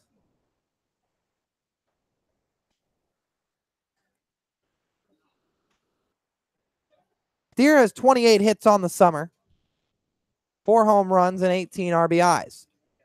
In search of his second hit in this ball game. From the set is McDonald. The pitch, a swing and a foul, lined out of play down the right field line. Tie ball game here at McKeon Park as a Matthew Barefoot sacrifice fly drew first blood for the Harbor Hawks. That coming in the bottom of the third. But then a no-doubter mammoth shot from Nick Osborne, the Cape's leader in home runs, knotted things up at 1-1. McDonald fires over to first on a pickoff move, but back safely as the runner in Blade. It's interesting with Nick Osborne, another guy who was a temp player. For a guy who's also a two-way player, doing it more with the bat and with the long ball this summer. McDonald from the set. The next pitch to Steer, swinging a line drive into left field for a base hit. Rivera fields it cleanly, throws it back in, but moving up to second is Blade. Steer on it first with his second single of the night, and the Firebirds are threatening with 2 outs in the top of the fifth. McDonald leaving that pitch up, being able to hit it with Steer, hitting it right past Seth Gray over at third. Gray didn't have much of a chance at that one, and didn't give much of an effort as the ball was way out to his left. Wouldn't have had a chance at a diving stop. As Nick McDonald steps off the mound and out into the grass on the infield, licks his fingers to his tongue. Now finds his way back onto the mound. Working from the set, and he'll face Logan Wyatt for the first time tonight. Wenzel giving the runner at second some attention. And McDonald's first pitch is a called strike. So after McDonald issued a walk to lead things off to Sal Gazzo, he picked the 2-lane shortstop off at first a couple of pitches later, punched out DeMarco looking, but has since given up back-to-back singles. The next pitch to Wyatt, a swing and a miss through an off-speed pitch to even the count at 1-1. Or 0-2 the count make it. So 2 strikes, 2 outs, 2 men aboard, 1-1 the score at McKeon Park. McDonald in search for his second strikeout of the night. Setting the pitch on the way, sidearms it, and the fastball runs just outside. That's something that McDonald has in his repertoire, but he doesn't like to overuse it. He likes to whip it out time to time to keep some hitters off balance and give the hitters a different arm slot to try to keep them off his pace.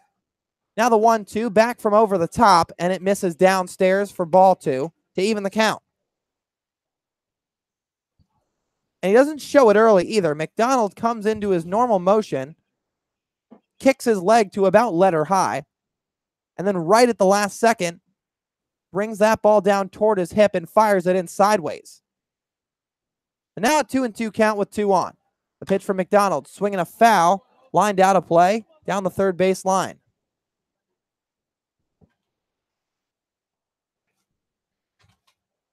So Wyatt, after seeing that sidearm from McDonald, fouled off 2 straight pitches to keep himself alive at a 2-2 count. The Louisville Cardinal 1 for 2 today, hitting .306 this summer.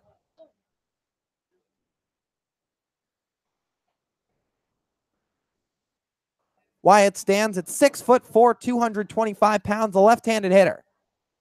McDonald from the set. The pitch on the way, swing and a miss for strike 3, and that'll do it in the top of the 5th. Nick McDonald induces himself into some trouble with 2 outs, but gets out of a jam, punching out the cleanup hitter in Logan Wyatt for strikeout number 2 of his outing. 1-1, your score here at McKeon Park. Harbor Hawks coming up in the bottom of the 5th when we come back right after this on the Hyannis Harbor Hawks Digital Network.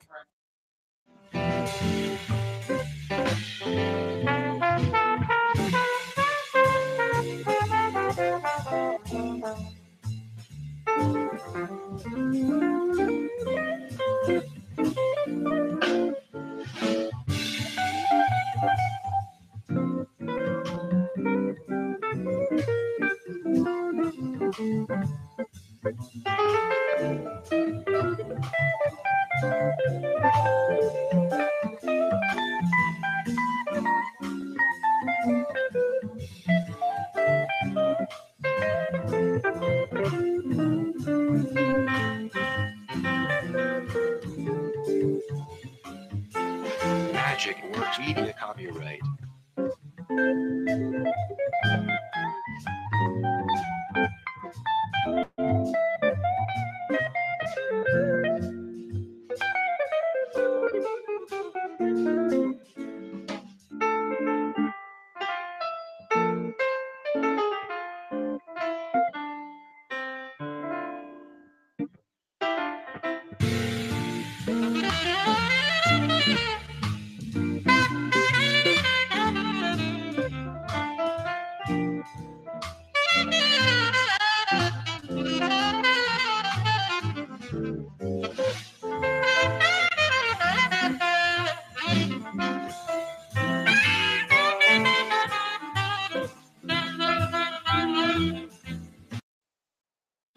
In combination with the Hyannis Harbor Hawks and Ocean Street Studios comes a brand new show bringing you everything Harbor Hawk. This is Birds the Word, a comprehensive new way to engage with your favorite summer ball team.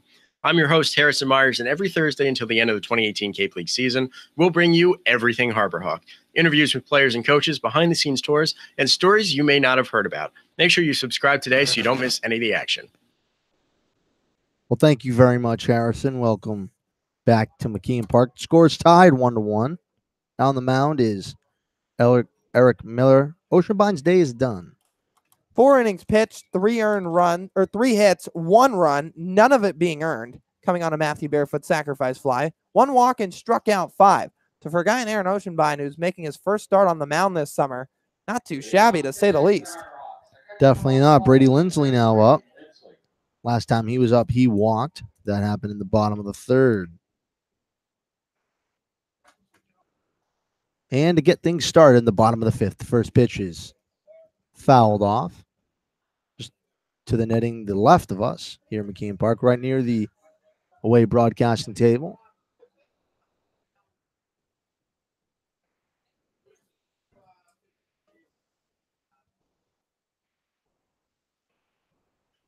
And the next pitch of the at-bat is in for a strike. Catches the outside part of the plate.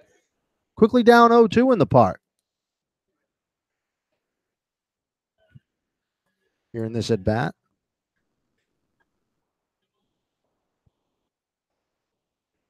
And here comes the 0-2 pitch to Lindsley. That'll be grounded off. Right off the Orleans Firebirds manager.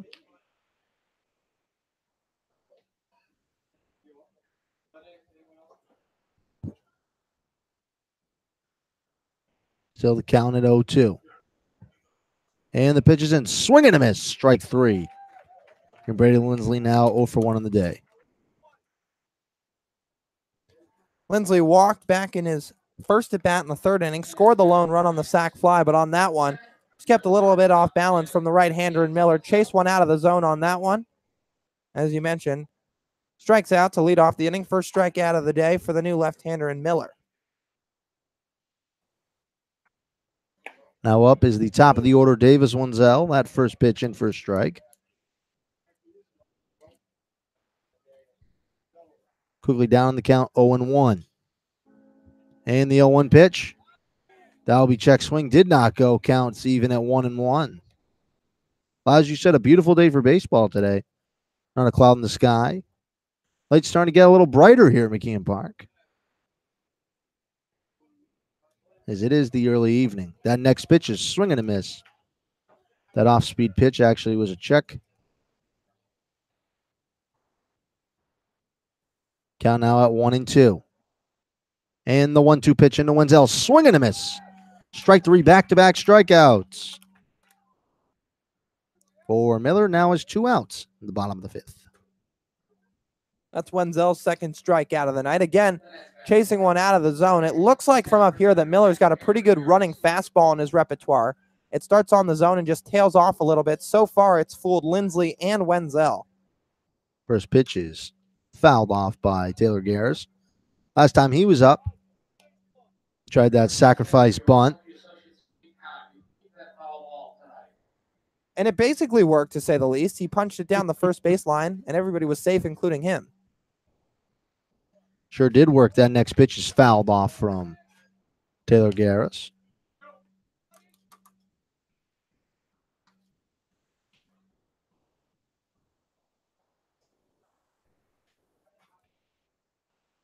Well, Garrett's looking to continue a 3-game hitting streak.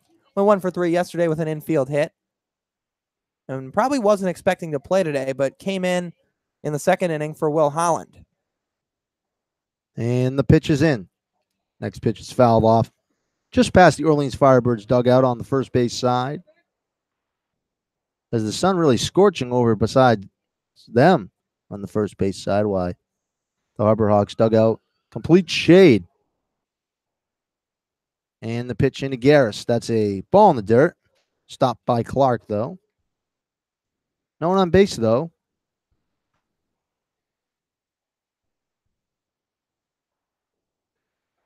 Still 1-1 in the bottom of the 5th.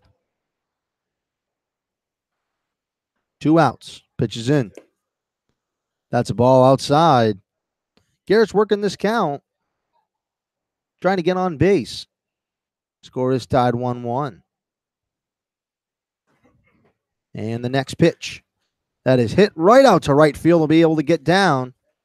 Picks it up is Blade. Throws it back into second. In a 2-out hit for Taylor Garris. He's in the hit column today. Taylor Garris staying back on that one. Little bit of an inside-out swing, but fisted it out to right field. Put some pretty good contact on it. And it dropped in front of J.J. Blade for a 2-out single. So Taylor Garris, who's been starting for the last week in place of Braden Como, making the most of his opportunities. Now extending his hitting streak to 4 games and starting a little bit of a 2-out rally. Speaking of hit streaks, now Matthew Barefoot has quite one for himself. First pitch is fouled off. One of the best in the, as you said, Lyle, the past 10 years. And it's pretty unbelievable that we're sitting here and watching it in person. Sure is. He's the DH today for the Harbor Hawks. That ball's low. Normally plays left field for the Harbor Hawks, but today Chad Gassman wants him just to focus on batting.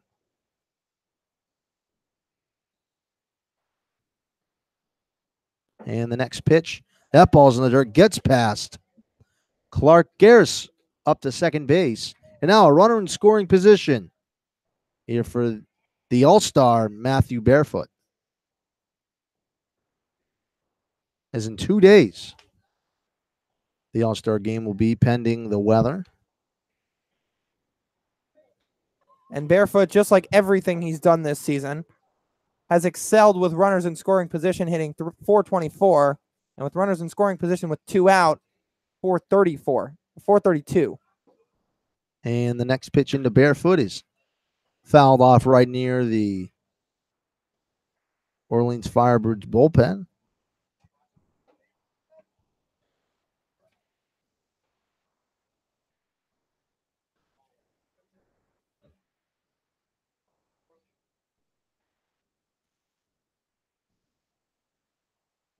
And the next pitch.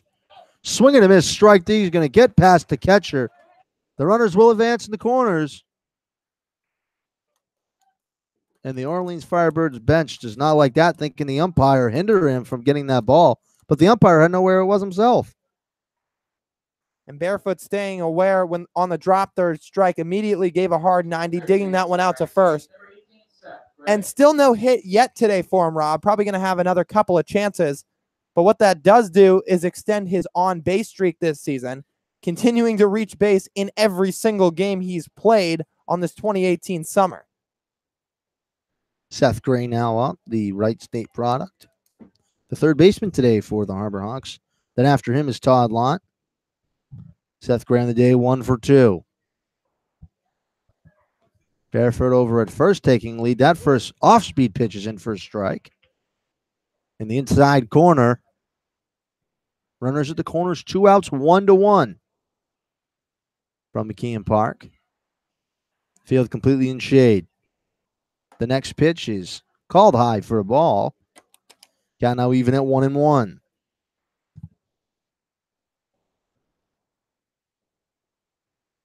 And the set is Miller. And the pitch is in. Swing and a miss at that. Outside off-speed pitch there. Seth Gray getting fooled by that pitch, Lyle.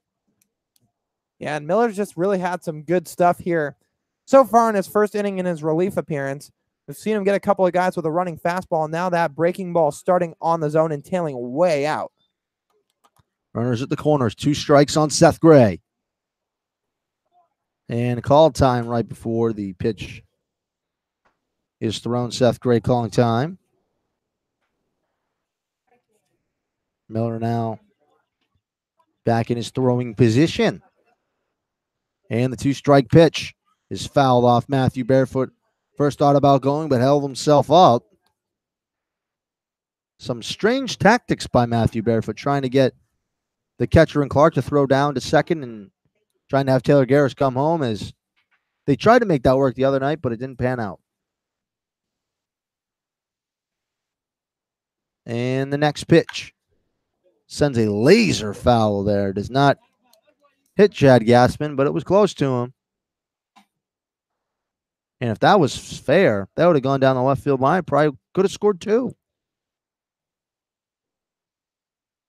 2 strikes still on Seth Gray, protecting the count. Trying to get an RBI, trying to break this 1-1 tie from McKeon Park. Calls time as home plate umpire. Catcher and both umpire get back in their positions. 2 strikes on Seth Gray. Runners at the corners, 2 outs, 1-1. Pitch is in the dirt. Good stop by Clark. Didn't let it get past him. And a long at bat for Seth Gray.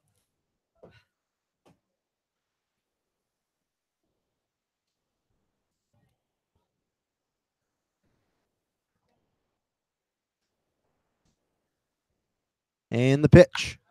Grounds it to the third baseman. Gets past his glove. It is now 2-1 Harbor Hawks. Here in a costly mistake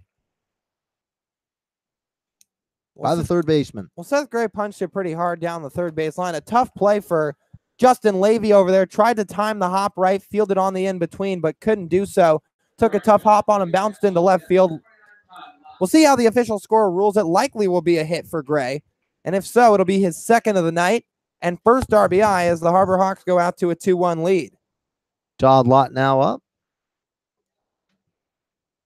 from Louisiana Lafayette. His parents here throughout the week talking about how proud they are of Todd. First pitch is in the dirt for a ball.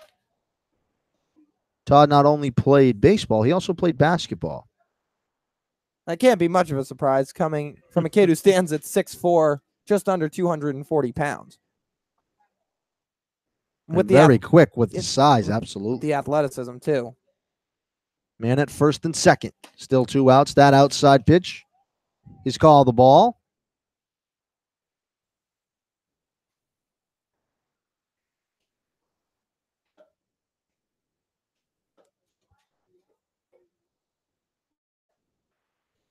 And the pitch. Grounds it to the second baseman. He has it. He'll throw it on to first, but not until the Harbor Hawks take their second lead of the day. They're back in the lead 2-1. That's after 5 innings. Orleans will be up, though, in the top of the sixth. We'll be right back here on the Hyannis Harbor Hawks Digital Network.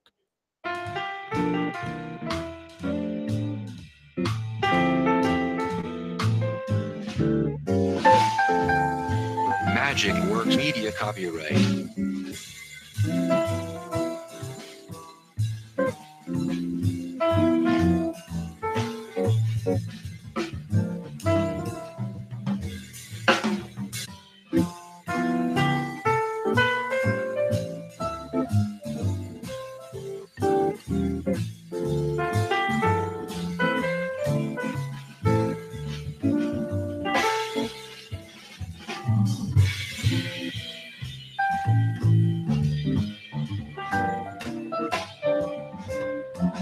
Magic Works Media copyright.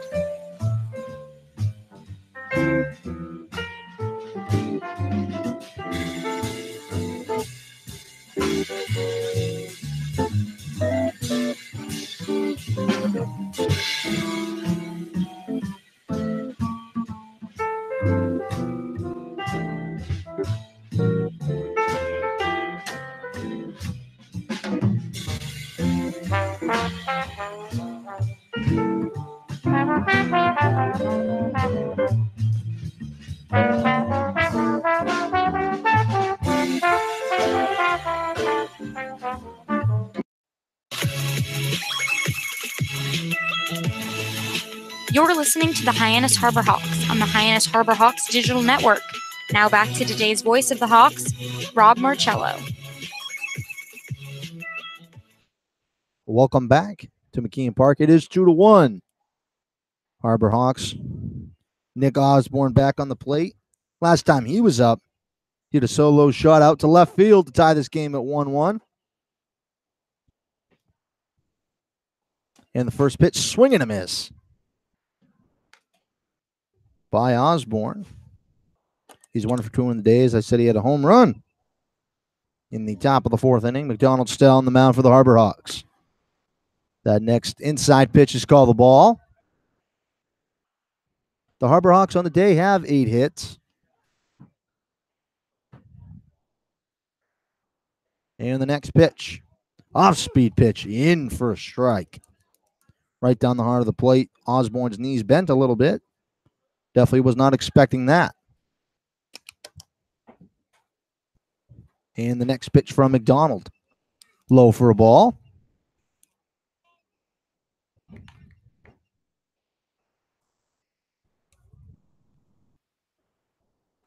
Osborne, the DH today for the Firebirds. Next pitch from McDonald. Swing and a miss. Strike 3. And Nick McDonald, for the third time in his outing, that's a strikeout. And back-to-back strikeouts for McDonald, reverting back to the end of last inning when he punched out Logan Wyatt. But for a kid who only stands at 6'1", 175 pounds, he has some real swing and miss to his game. And right there with the breaking ball, getting Osborne to chase one down and out of the zone. And starting to really put things in the works here for the Harbor Hawks. First time coming in on relief, but doing a solid job up to this point. Clark now up, the catcher for the Firebirds. And that ball bounces almost over. Could you imagine if we got a ball here in the press Hey, box? we absolutely could have.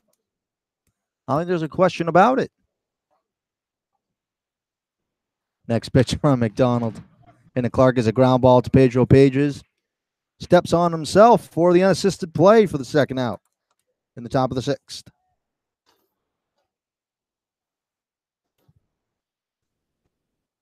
McDonald just continuing to cruise here. Retire the last 3 hitters he's faced, reverting back to the end of the bottom of the fifth, or top of the fifth. Only struggles he's encountered so far were those back-to-back singles to Blade and Steer, but had 2 strikeouts sandwiched between those and continuing to roll here in the sixth.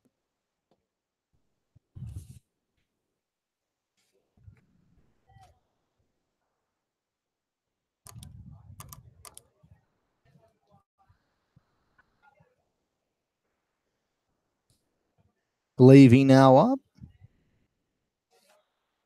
Next pitch in the Levy is a ground ball to Davis Wenzel. He has it. Throws it on to first, and Nick McDonald. Another great inning.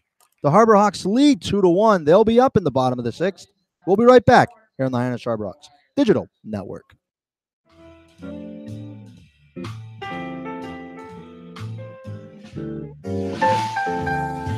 Magic Works Media copyright.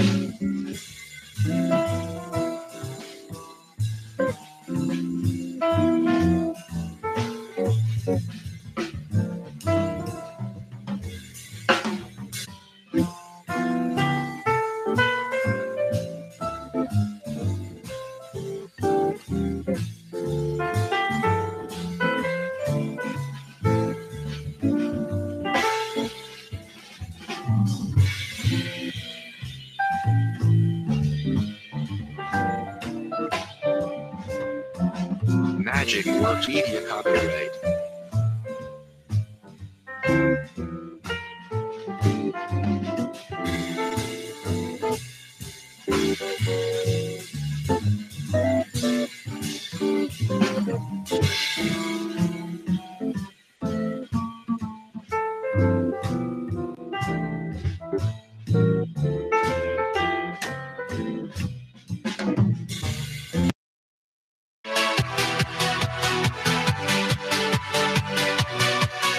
You're listening to the Hyannis Harbor Hawks on the Hyannis Harbor Hawks Digital Network.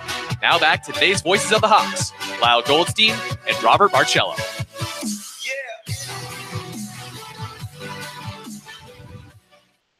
To start things off in the bottom of the sixth, we have Eric Rivera up.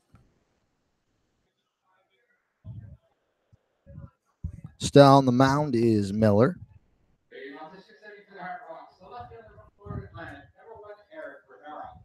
After him is Taylor Garris. In the bottom of the sixth inning, it is 2-1 Hyannis.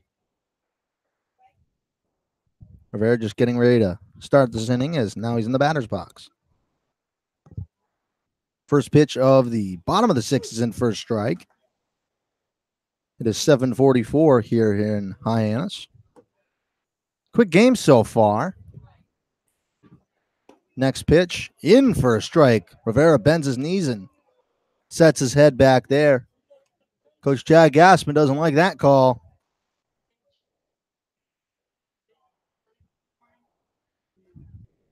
And the next pitch into Rivera. Sends it out to the second baseman. Then Steer for the first out. Looked like it was going to get down out in right field. But the wind brought it right down. Sounded like Rivera broke his bat on it, too, getting it off the end of the bat. Squaring it out to short right center, but Steer with a decent beat on it to go track it down. Tommy Jew now up. On the day is 1 for 2. Had a double right down the line in the bottom of the second inning. That first pitch is fouled off.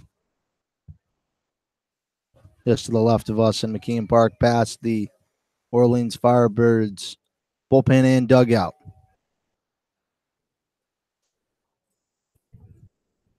And the next pitch. Swing and a miss, that off-speed pitch by Tommy Jew. Quickly down 0-2 in the count. This early night in Hyannis. And the next pitch. Grounds it to the second baseman and Steer. He has it. Dribbles the ball, throws it on to first, and he is safe. Tommy Jew's speed there, being able to get it down the first base side, and he has an infield hit. And that's what speed will do for you. Tommy Jew, a weak ground ball out to second base. As Spencer Steer was coming in, the ball actually gave him a friendlier final hop than was expected. But even with that, Tommy Jew still able to beat it out. So the UC Santa Barbara outfielder picks up his second hit on the day. And now on at first, back-to-back 2-hit games for him. Pedro Page is now up. First pitch is in the dirt for a ball. Looked like that was going to be an easy second out there, but second baseman in Steer is dribbling it through his glove.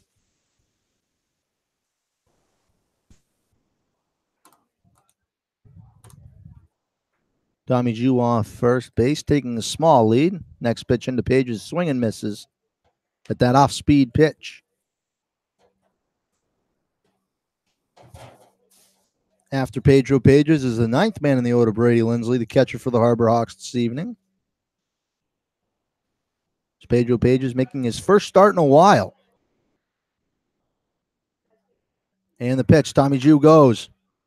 Hits it to the second baseman and Steer. He'll be able to throw it on. The first for a fielder's choice, pretty much, as he was able to move that guy over to second base. Yeah, it might have been a hit and run by Chad Gassman, or it might have been Pedro Pages just catching a ball on the end of the bat. But regardless, with Jew taking off, Pedro does exactly what he's supposed to do. A ground ball to the right side. Jew with his speed easily gets to second. So a productive out and giving Brady Lindsley an RBI opportunity. Now up is Brady Lindsley on the day 0 for 2. Sorry, 0 for 1. As he walked in the bottom of the third inning, but did strike out, though in the bottom of the fifth. Next pitch, and Lindsley's in the dirt. Won't get past the catcher in Clark, as the runner at second stays the way he is.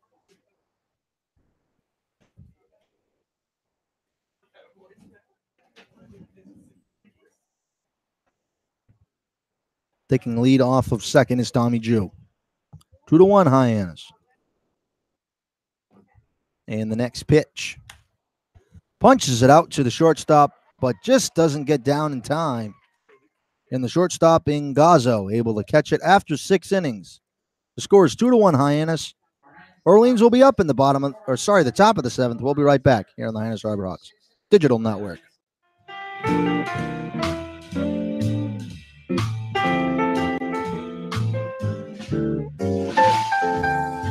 Magic Works Media copyright.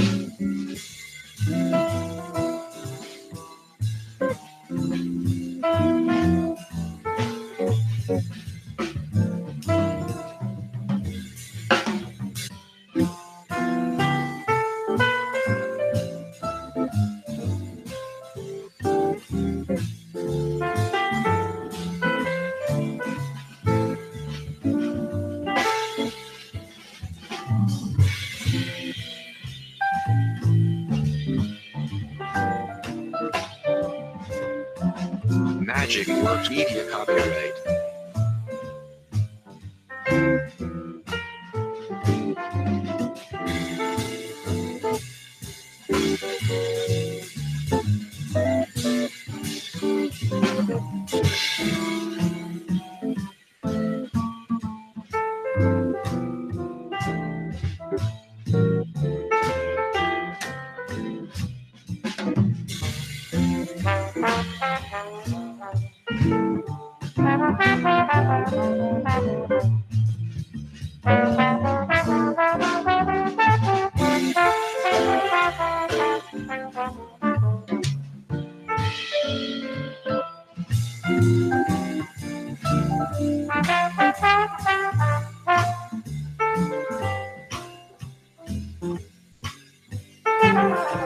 Magic Works Media copyright.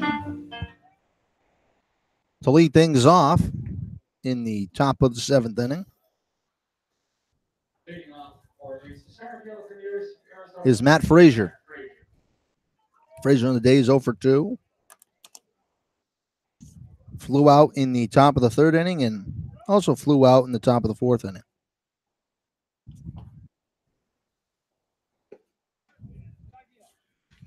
First pitch is in for a ball. Nick McDonald still on the mound for the Harbor Hawks. Some action going on, though, in the Harbor Hawks bullpen. Next pitch in the dirt from McDonald now quickly down in the count 2-0. Frazier now in a hitter's count. 2-1 Hyannis. For joining us here on the Hyannis Harbor Hawks Digital Network. And the next pitch from McDonald is fouled off. Now the count is 2-1. Thank you for everyone listening tonight on the Hyannis Harbor Hawks Digital Network. Frazier still up at the plate. And the pitch from McDonald. In for a strike right down the heart of the plate. Counts even at 2-2. To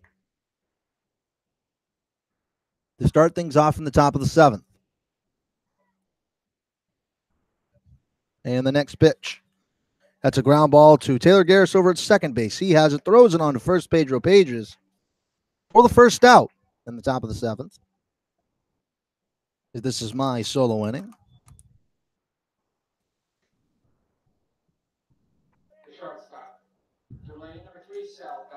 Salgazzo now up on the day 0 for 1.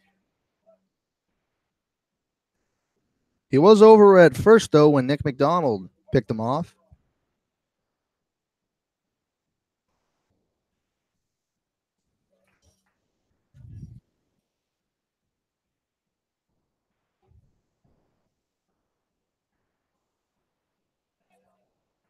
Only one out in the top of the seventh. Nobody on.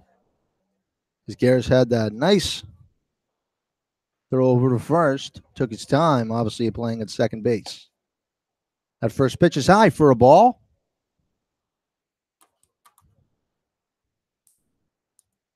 McDonald trying in his third inning of work to be able to shut it down.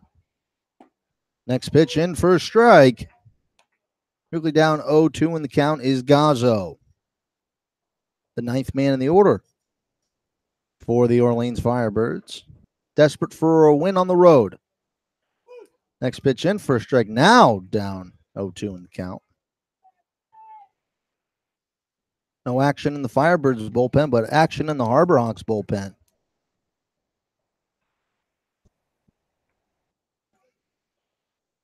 And the next pitch. That is in the dirt low for a ball. Yeah, now at 1-2.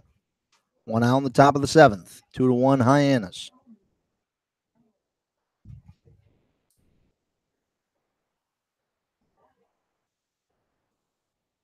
And the next pitch. Trying to frame it as Lindsley did not call it a strike there. McDonald has to give himself just a quick breather there. Didn't like that call, I can tell you that. 2 strikes still on Gazzo. Next pitch, strike 3. Got him looking for the second out. And Lindsley, out of anger, really just whizzes it over to Seth Gray.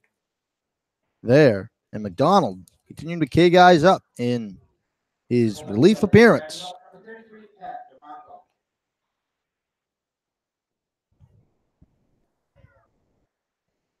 Pat DeMarco now the top of the Firebirds order. That off-speed pitch is low inside. Call the ball. A good crowd here today at McKeon Park in this late July matchup. In first strike. The All-Star game very much on the 6th Harbor Hawks players' minds. And also trying to lock up the best lead in their division. Trying to host 2 out of the 3 playoff games in each round in the Western Division.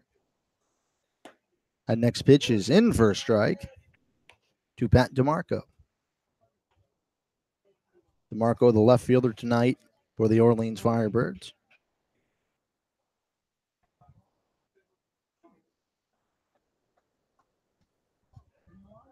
And the next pitch. Swing and a miss. Strike 3 at that outside pitch in the dirt. And Nick McDonald, an excellent job coming out of the bullpen. Still here, 2-1. The Harbor Hawks will be up in the bottom of the 7th. We'll be right back here on the Hyannis Harbor Hawks Digital Network.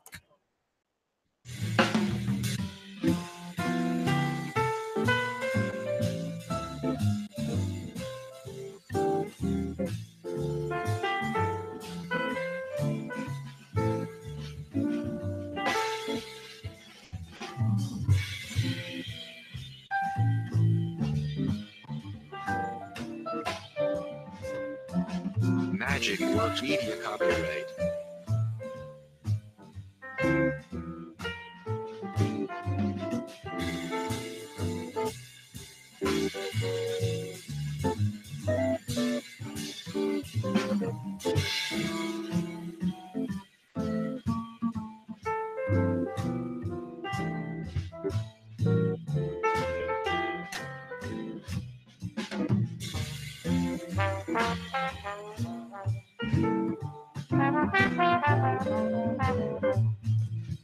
You're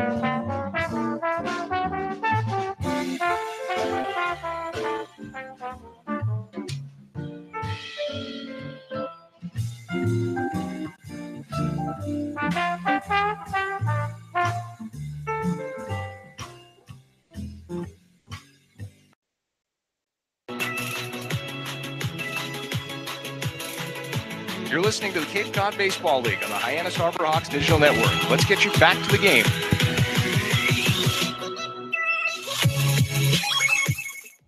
In the bottom of the 7th, leading things off is Davis Wenzel. The shortstop from Baylor 3, Davis Wenzel.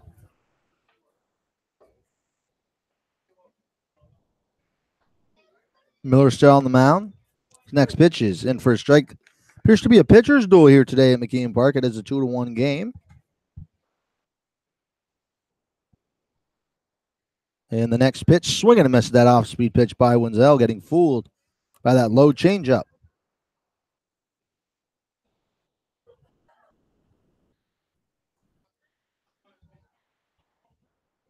And the next pitch, that is inside, almost hits Wenzel.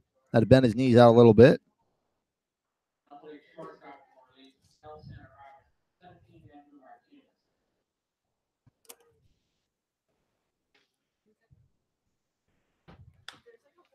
Next pitch is fouled off.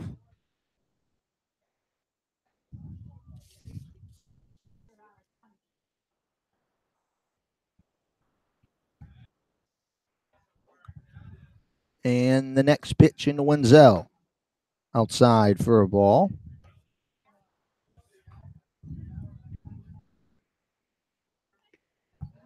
Action going on in the Firebirds bullpen. Next pitch is fouled off. Wenzel still up for the Harbor Hawks in a 2-strike count.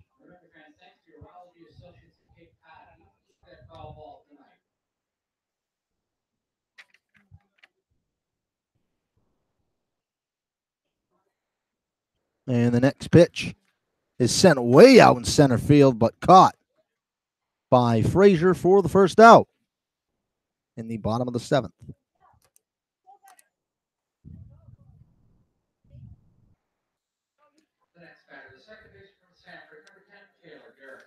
Taylor Garris now up. Came in early in the game for Will Holland as a defensive replacement. Next pitch is in low for a ball.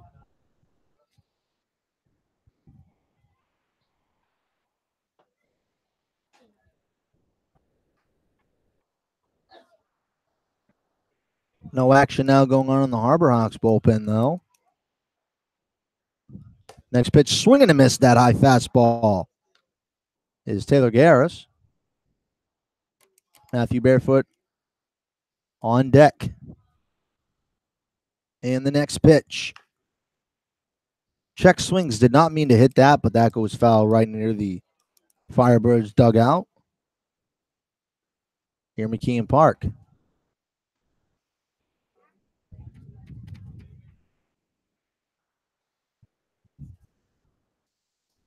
And the next pitch, strike 3 called. Got him looking for the second out in the bottom of the 7th.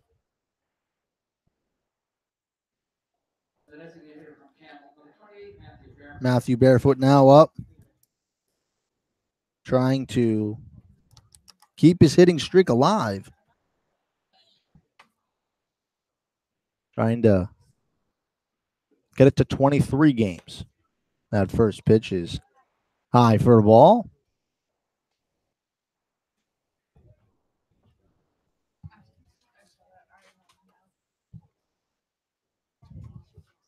And the next pitch, that is hit to the shortstop. Caught it there, and Matthew Barefoot. Hopefully we'll get another at bat in this game as his hit streak is still up in the air. After 7 innings, the score is 2-1 Hyannis. Orleans will be up in the top of the 8th. We'll be right back here on the Hyannis Harbor Hawks Digital Network.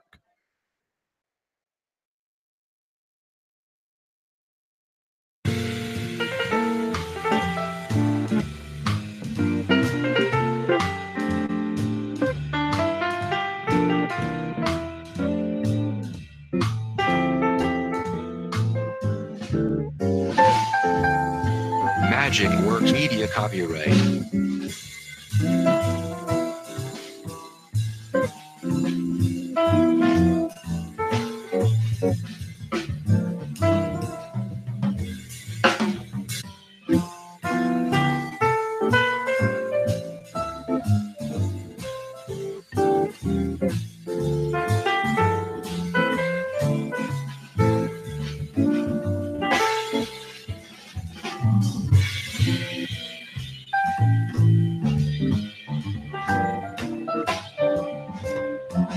Magic Works Media copyright.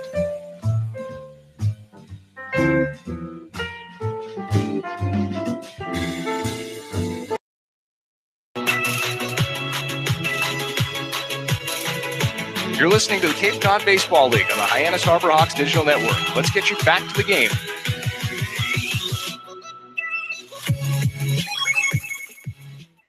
Back in McKeon Park to start the top of the 8th inning. Lyle Goldstein joins me again. Really quickly, happy birthday, pal. Thank you, Lyle. I appreciate it. So I'm celebrating my 22nd birthday today. First pitch in for a strike two. The leadoff man for the Firebirds. Next pitch low for a ball.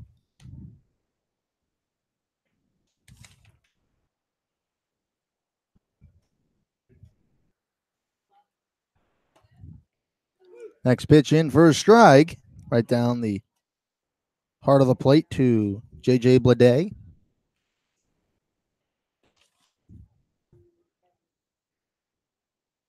And the next pitch. That's a ground ball to the second baseman in Garris. He'll throw it on to first. For the first down the top of the 8th. Man, is this game moving quickly. Yeah, it's at the 2-hour mark. We're here in the bottom of the 7th inning, and not a lot of runs scored either. Still a 2-1 game. And Nick McDonald just continuing to cruise. Now retired. A good amount of hitters in a row. Make that his 7th retired guy in a row, 8th retired guy in a row after that at bat. It was 7 coming into the at bat. Now it's been 8 straight. Spencer Steer now up 1 out in the top of the 8th inning. That first pitch is fouled off. Top of the 8th, my fault. It's all right.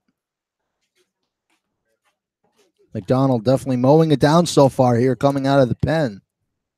In a role we really haven't really seen him a lot this year. No, it's his first appearance. It's his first appearance out of the pen. Last start didn't go too great, but they wanted to give him some experience out of the pen. It's still some innings of work. Next pitch is sent into the infield. Davis Wenzel is under it and catches it for the second out in the top of the 8th inning. Now 2 outs. Often when you see guys struggle coming out of the pen that are former starters, it's when you throw them into scenarios with runners on base as you come into the ball game. But for McDonald, coming in with a clean slate in the 5th after 4 strong innings of work from Keegan James, just like picking up right where you left off in a start, as most of these guys only go 4 innings anyway in any start this summer. That is very true. Logan Wyatt now up. That is a ground ball to Pedro Pages, an unassisted play in a quick top of the 8th inning of that. McDonald continuing to do a great job. The Harbor Hawks will be up in the bottom of the 8th, hopefully with their last at-bats. We'll be right back here on the Hyannis Harbor Hawks Digital Network. Works Media copyright.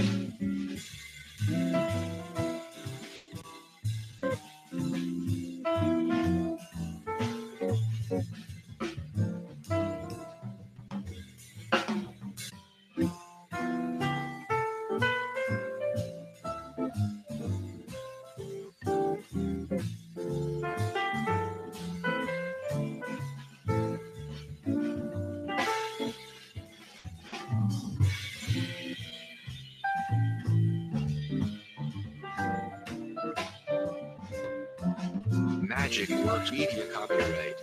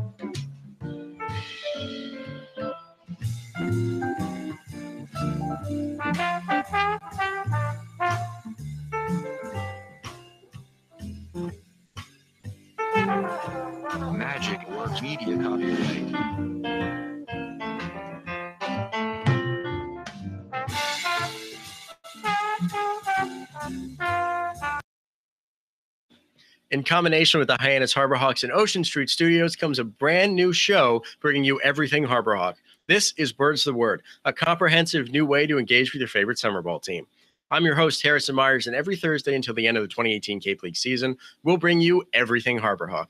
Interviews with players and coaches, behind-the-scenes tours, and stories you may not have heard about. Make sure you subscribe today so you don't miss any of the action. Thank you again, Harrison. Now Seth Gray up to bat. Kostler now on the mound for the Firebirds, trying to keep it at a one-run deficit. That first off-speed pitch fools Seth Gray, swings way in front of it.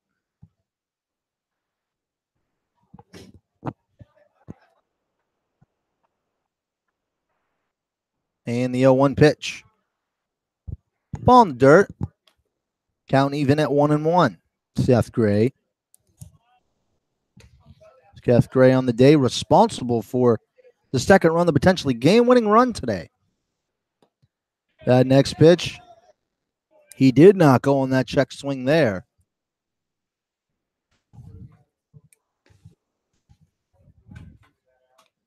Here at McKeon Park.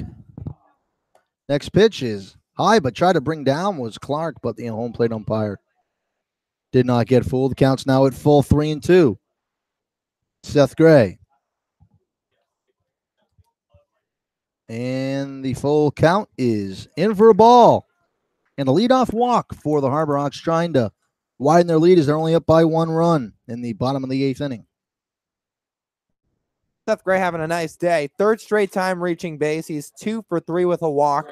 And worked the at-bat there. You saw him check his swing. Did a good job holding up. Didn't quite go all the way around. And then working the count against the new right-hander and Carlisle Kessler out of southeastern Louisiana. Like you said, to draw a leadoff walk, put some insurance run on the board potentially. Todd Lott now up. First pitch in for a strike and off-speed pitch.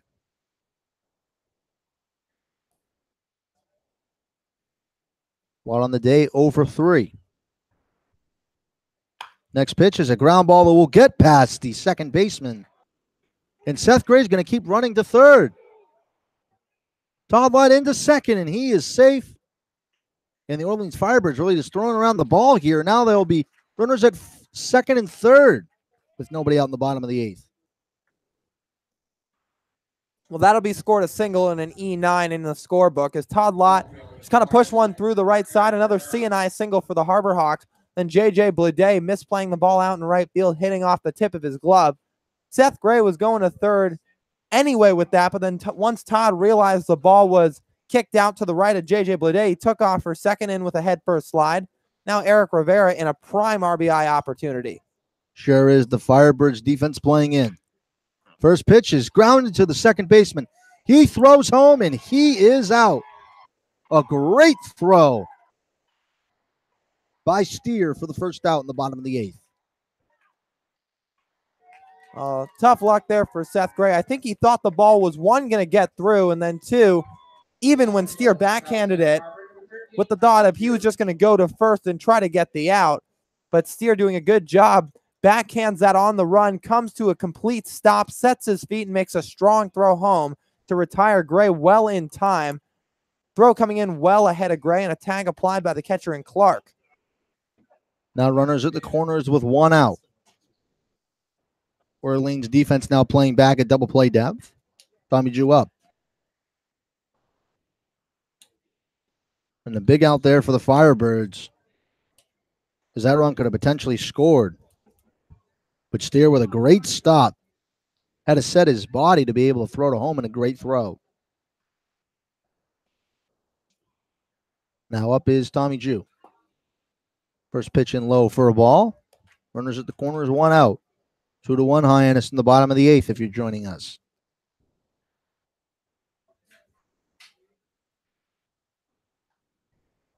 And the next pitch into Tommy Jew is outside for a ball.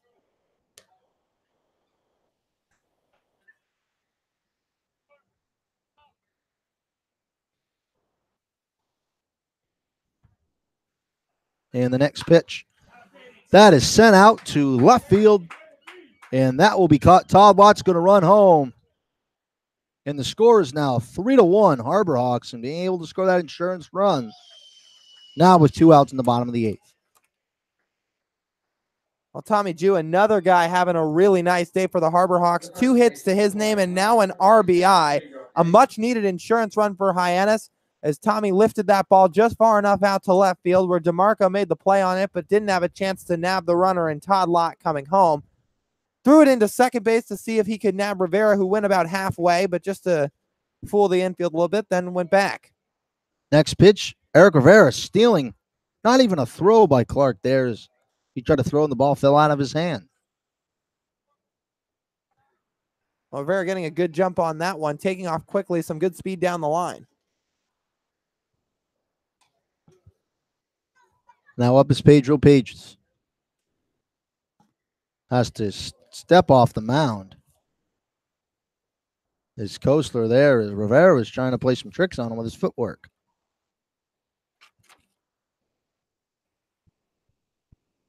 And the next pitch. That is a ground ball that will get past the second baseman. That run's going to come home. And it is safe. It is now 4-1. Harbor Hawks in a big hit by Pedro Pages. Wasting no time in his first start in almost 6 days, just punching one through the right side. It's something we've seen from Hyannis a lot today, especially in this inning, just staying away with these pitches and staying with the ball. Taking it the other way was Pedro. Ground ball through the right side, and his college teammate and Eric Rivera with his speed scoring from second. And now Hyannis out to a 3-run lead. We talked about the much-needed insurance here in this inning, and they're piling it on. Now up is Brady Lindsley. And the first pitch, swinging to miss that off-speed pitch from Kostler.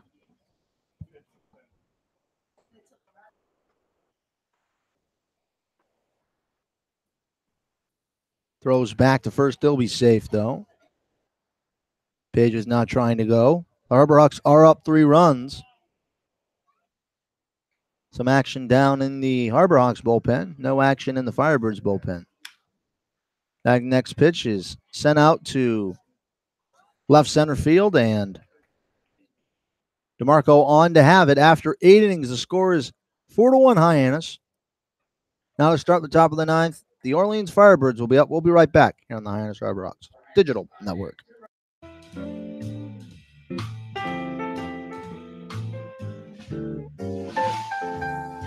Magic Works Media copyright.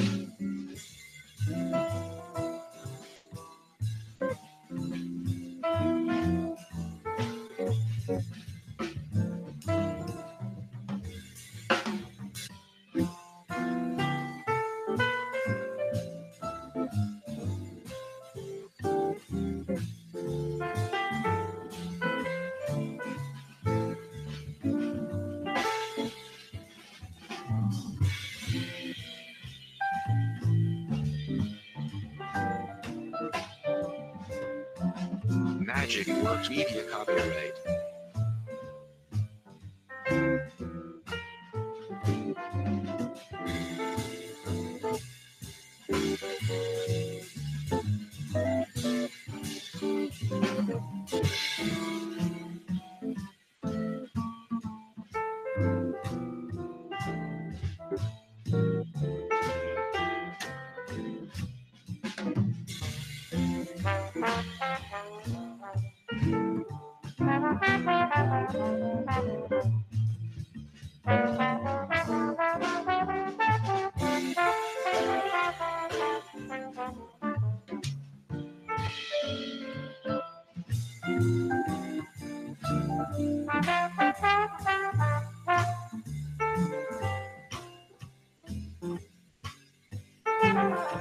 Magic Works Media copyright.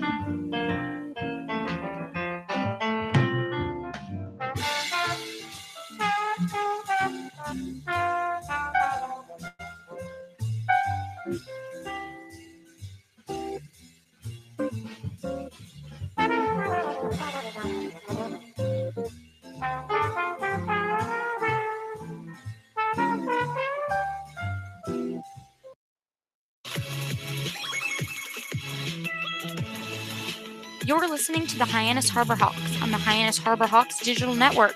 Now back to today's voice of the Hawks, Rob Marcello.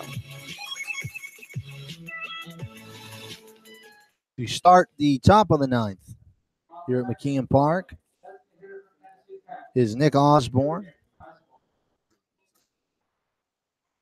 He hit a home run earlier today in the top of the fourth inning. Brett Scholl's now on the mound for the Harborhawks, trying to shut it down the top of the ninth inning. And the first pitch is fouled off. Well, you were able to talk to Brett during the first of two games the other day as we beat Wareham. Yeah, he was talking about a lot about that super regional series between his school and the Minnesota Gophers and the Oregon State Beavers. He was talking to me about that was the only weekend all season he didn't pitch. He led relievers in innings pitched this season, put together a pretty nice year out at Minnesota, but wasn't used in that super regional where they were defeated by the Beavers. That first pitch in for a strike. Gavin Hollowell was also up here. It was good to talk to him.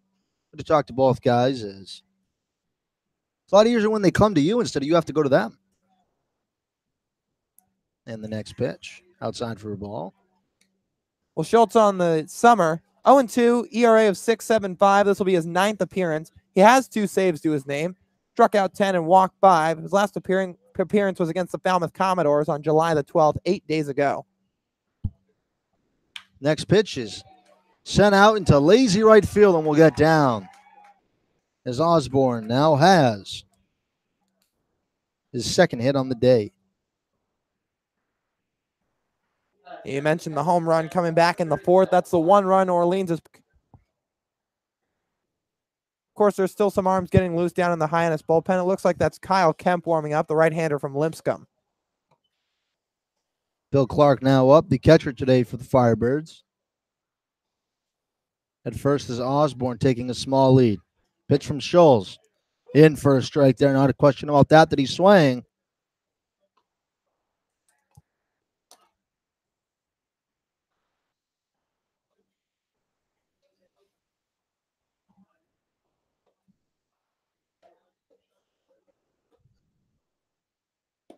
And that next pitch is in the dirt for a ball. Count now at 1-1 even.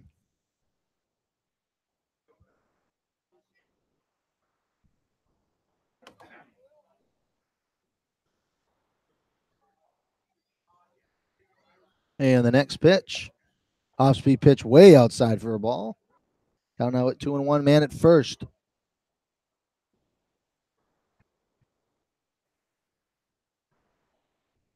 Nobody out in the top of the ninth.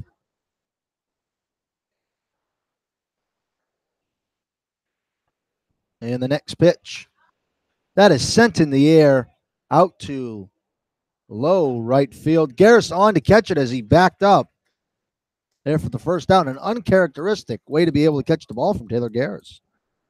Well, almost never do you see a second baseman go that far back as Taylor Garris was making his way well into right center field.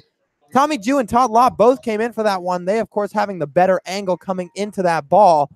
But Garris making his voice heard, calling him off, insisting he had a beat on it, and he settled under it, fortunate enough to keep his feet and make the play. And Schultz gets his first out of the inning. Justin Levy now up. Went out on the top of the ninth, 4-1 Hyannis. First off-speed pitch is outside for a ball. It curved way too far out of the strike zone. 8:21 is the time here in Hyannis. And the next pitch is hit out to center field where Tommy Jew has the ball. They'll just throw it back in. Not having to move too far there. Tommy taking a couple of steps in, maybe one to his left, but settles under it pretty quickly and catches it right at about the chest level. Matt Frazier now up, the last hope for the Firebirds.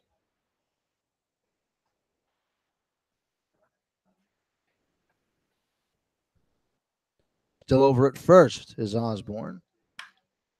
That next pitch is sent out to center field. Tommy Jew is under it, and the Harborhawks able to come back and win a game here at home. The final score 4-1. Lyle, the pitching today for the Harborhawks, outstanding. Absolutely. Keegan James on the day. 4 innings pitched, 1 run allowed. And then how about the start of Nick McDonald after Keegan? Both the Bulldog and the Panther putting together 4 innings of great work each. McDonald, 2 hits on the day in 4 innings, no runs, struck out 5. And how about Nick McDonald retiring 3, 6, 9, 10 straight hitters in that 4-inning appearance. And then Brett Schultz coming in the 9th to slam the door. So then the nice 2-run insurance for Hyannis in the 8th gave Schultz that cushion, but you said it perfectly, Rob. It was the pitching here tonight, them taking center stage and leading Hyannis out to a 4-1 win. They sure do. We're going to go to a break here, but we're going to still stay on here as Chris Lucy will have his post-game show. We'll be right back here on the Hyannis Harbor Hawks Digital Network.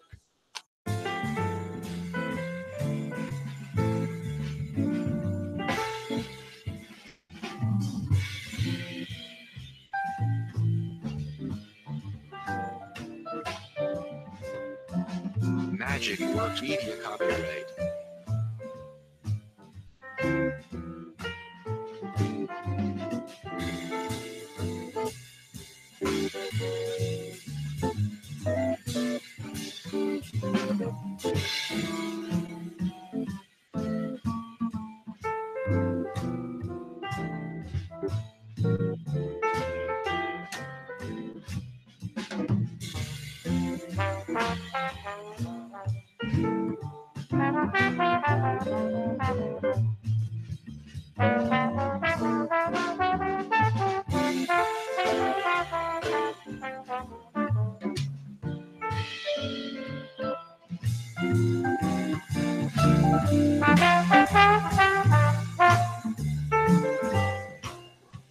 Action on the field wrapping up here in Hyannis. A big win for the Harbor Hawks, 4-1 the final score. Hyannis edging out the Orleans Firebirds. I'm Chris Lucy. Second half play-by-play man Robert Marcello joining me for the pregame coverage, the post-game coverage to get things started off.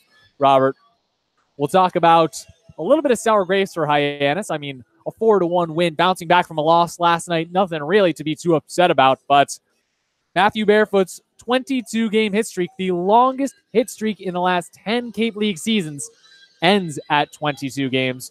Not, of course, what Matt Barefoot was looking for, but the center fielder outfield kind of Swiss Army knife for the Harbor Hawks out of Campbell University certainly has a lot to be proud of with how he's gotten off to such a torrid start for Hyannis. He sure has. He's had a very good year, just a very consistent player. To be honest with you, he really is the complete player. You look at the 5 tools of baseball these guys are looking for. He really has all of them. He has a very good arm. He's very good defensively. He has good speed, and he can also hit. And boy, can he hit. He leads the Cape in average right now, a 4.02 clip, and even not getting a hit, he was still productive today, driving in a run with a sacrifice fly earlier in this game. That one came in the bottom of the 3rd inning. 1 of 4 runs for the Harbor Hawks, who take a 4-1 win away from the Orleans Firebirds here at McKeon Park. And we'd be remiss if we didn't go straight to the pitching after talking about Matt Barefoot, Rob, because the Harbor Hawks only needed to use 3 pitchers today. And Keegan James starting off this game for Hyannis, his first ever start. He thought he was only going to really go 2 innings, maybe get 35 pitches out of it. But end of the day, Keegan James goes 4 innings pitched, only allowing 4 hits, 1 earned run, 2 strikeouts, faced 17 batters. And Robert, he looked outstanding. What really was working well for Keegan today? I think he just really did a nice job of commanding his pitches really well. Induced a couple of ground balls to be able to get out of himself. Got a little trouble in the first 2 innings, but was able to get out of it. A really good start from James. Keegan getting his first start since his freshman year at Mississippi State University and setting the table quite nicely for Nick McDonald, who countered with 4 shutout innings, 5 strikeouts, only 2 hits allowed, 1 walk. I mean, Nick McDonald has just been a crucial arm for the Harbor Hawks this year. What is it about him that's enabled him to get better as the season's worn on? I think this is easily one of his top 2 or 3 outings so far for Hyannis. I just think he delivers the ball very quickly. The batters really don't have any time to react to it. It's a split-second move there, and if you can't catch up to it, he'll make you pay. And if you get on first base, you have to keep your wits about you because he has a nasty move over to first base for a pickoff and actually picked a runner off base earlier today. And the Harbor Hawks able to take advantage of 2 great outings from Keegan James and Nick McDonald. Brett Schultz closes the door with a shutout 9th inning.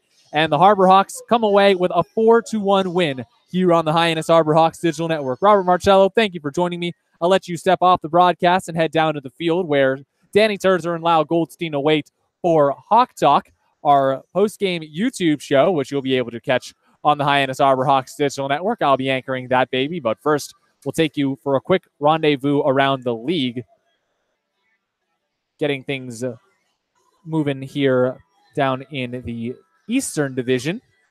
It was a battle of the top and bottom of the Cape League record-wise. I mean, even over in the East Division, it's like night and day between some of these teams. Not quite as close as things are here out west. But the Brewster Whitecaps came in with the worst record in the Cape to Red Wilson Field to take on the YD Red Sox with the best record in the Cape. And YD was hitless through 5 innings.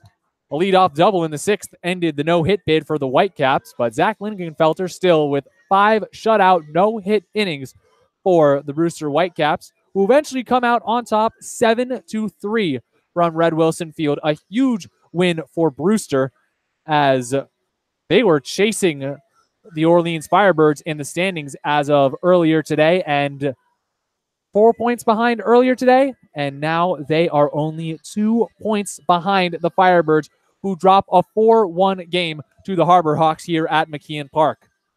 Continuing our trip around the Cape, the Chatham Anglers barely edging out the Kitsui Kettleers, who got the better of the Harbor Hawks 7-2 last night. A 10-9 score from Kitsui. The lights over Lowell Park fading out, and then no floodlights to keep the game going. So the Anglers taking that one in 8 innings. A 3-hour game started at 5:01. Over at Spillane Field in Wareham, doesn't look like Hyannis will be able to expand their edge in the Western Division to anything beyond a point unless the Bourne Braves can really pull themselves together late. Bottom of the 6th inning, Bourne trails by 6 runs. Wareham out front 7-1. And then heading over to White House Field to conclude our trip around Cape Cod, the Harwich Mariners out front 2-0 over the Falmouth Commodores, a team the Harbor Hawks will be facing off against tomorrow. 35 points on the season for the Commodores. They are well behind the Harbor Hawks, who advance to 42 points on the evening with a 4-1 win over the Orleans Firebirds. Hyannis jumps out to 20-11-2, and the Orleans Firebirds drop to 12-21-1 to put their playoff hopes in a bit of jeopardy, to be quite frank with you. I mean, the Brewster Whitecaps are now 6-4 in their last 10 games, about as hot as it gets for them right now as they started off the season on a major skid, and since they've been able to pick up ground, while the Orleans Firebirds have not really been able to hold ground. And the Western Division looking pretty locked up right now for the Harbor Hawks, but the Orleans Firebirds, not any guarantee for them that they'll be tasting the playoffs this season, as they're in 4th place right now, and Brewster is charging back from 5th place to try and take that last Eastern Division playoff spot. I'm Chris Lucy here with post-game coverage on the Hyannis Harbor Hawks Digital Network. 4-1 the final score. We'll go over pitchers of record, and then we'll take a quick look at the Falmouth Commodores. Winning pitcher tonight for Hyannis, Keegan James. He was able to take the decision with 4 innings pitched, 4 hits, only 1 earned run allowed, 2 strikeouts. And then the losing pitcher today for the Orleans Firebirds, Eric Miller. 3 innings pitched, only 1 earned run on 3 hits, 1 run allowed. It's earned, 4 strikeouts, but still not a ton of offense to be had for either ball club, but Hyannis able to pull ahead late and take a 4-1 edge over their Eastern Division foe. Only 1 game remaining between these 2 ball clubs for the rest of the season. That game will come on Friday, July 20th at home, or excuse me, that was today actually. 1 game actually rained out between these 2 ball clubs, has yet to be rescheduled. We'll be sure to get you that one right here on the Hyannis Harbor Hawks Digital Network. And tomorrow, Hyannis travels out to Falmouth to take on the Commodores down at Gov Fuller Field, that being a Western Division matchup between 2 ball clubs that have met a couple of times on the season. Hyannis yet to steal a win at Gov Fuller Field. And the Falmouth Commodores coming in pretty hot, a 4-game win streak coming into tonight. They're 7-3 in their last 10 games. So Hyannis will have their hands full, even though the Commodores are in jeopardy of losing that 4-game win streak they're on right now, down 2-0 in the bottom of the 6th out at White House Field in an interdivisional matchup of their own against the Mariners. One more time, the final score here on the Hyannis Harbor Hawks Digital Network. Hyannis 4 and Orleans 1. The Harbor Hawks snagging their 20th win of the 2018 campaign out here. And we'll be right back on the Hyannis Harbor Hawks Digital Network for more pregame coverage at 5:35 tomorrow when Hyannis travels a bit more north up the island to take on the Falmouth Commodores. On behalf of our entire broadcast crew, Lyle Goldstein and Robert Marcello on the play-by-play, Danny Terzer with our field reporting. I'm Chris Lucy. Thank you so much for joining us tonight. Hyannis taking a 3-run win over the Orleans Firebirds here on the Hyannis Harbor Hawks Digital Network. And they are about as hot as it gets coming down the stretch here on the Cape Cod League Summer. Have a great evening, everybody. We thank you so much for joining us. You listened to Cape Cod League Baseball on the Hyannis Harbor Hawks Digital Network tonight. Enjoy the rest of your evening.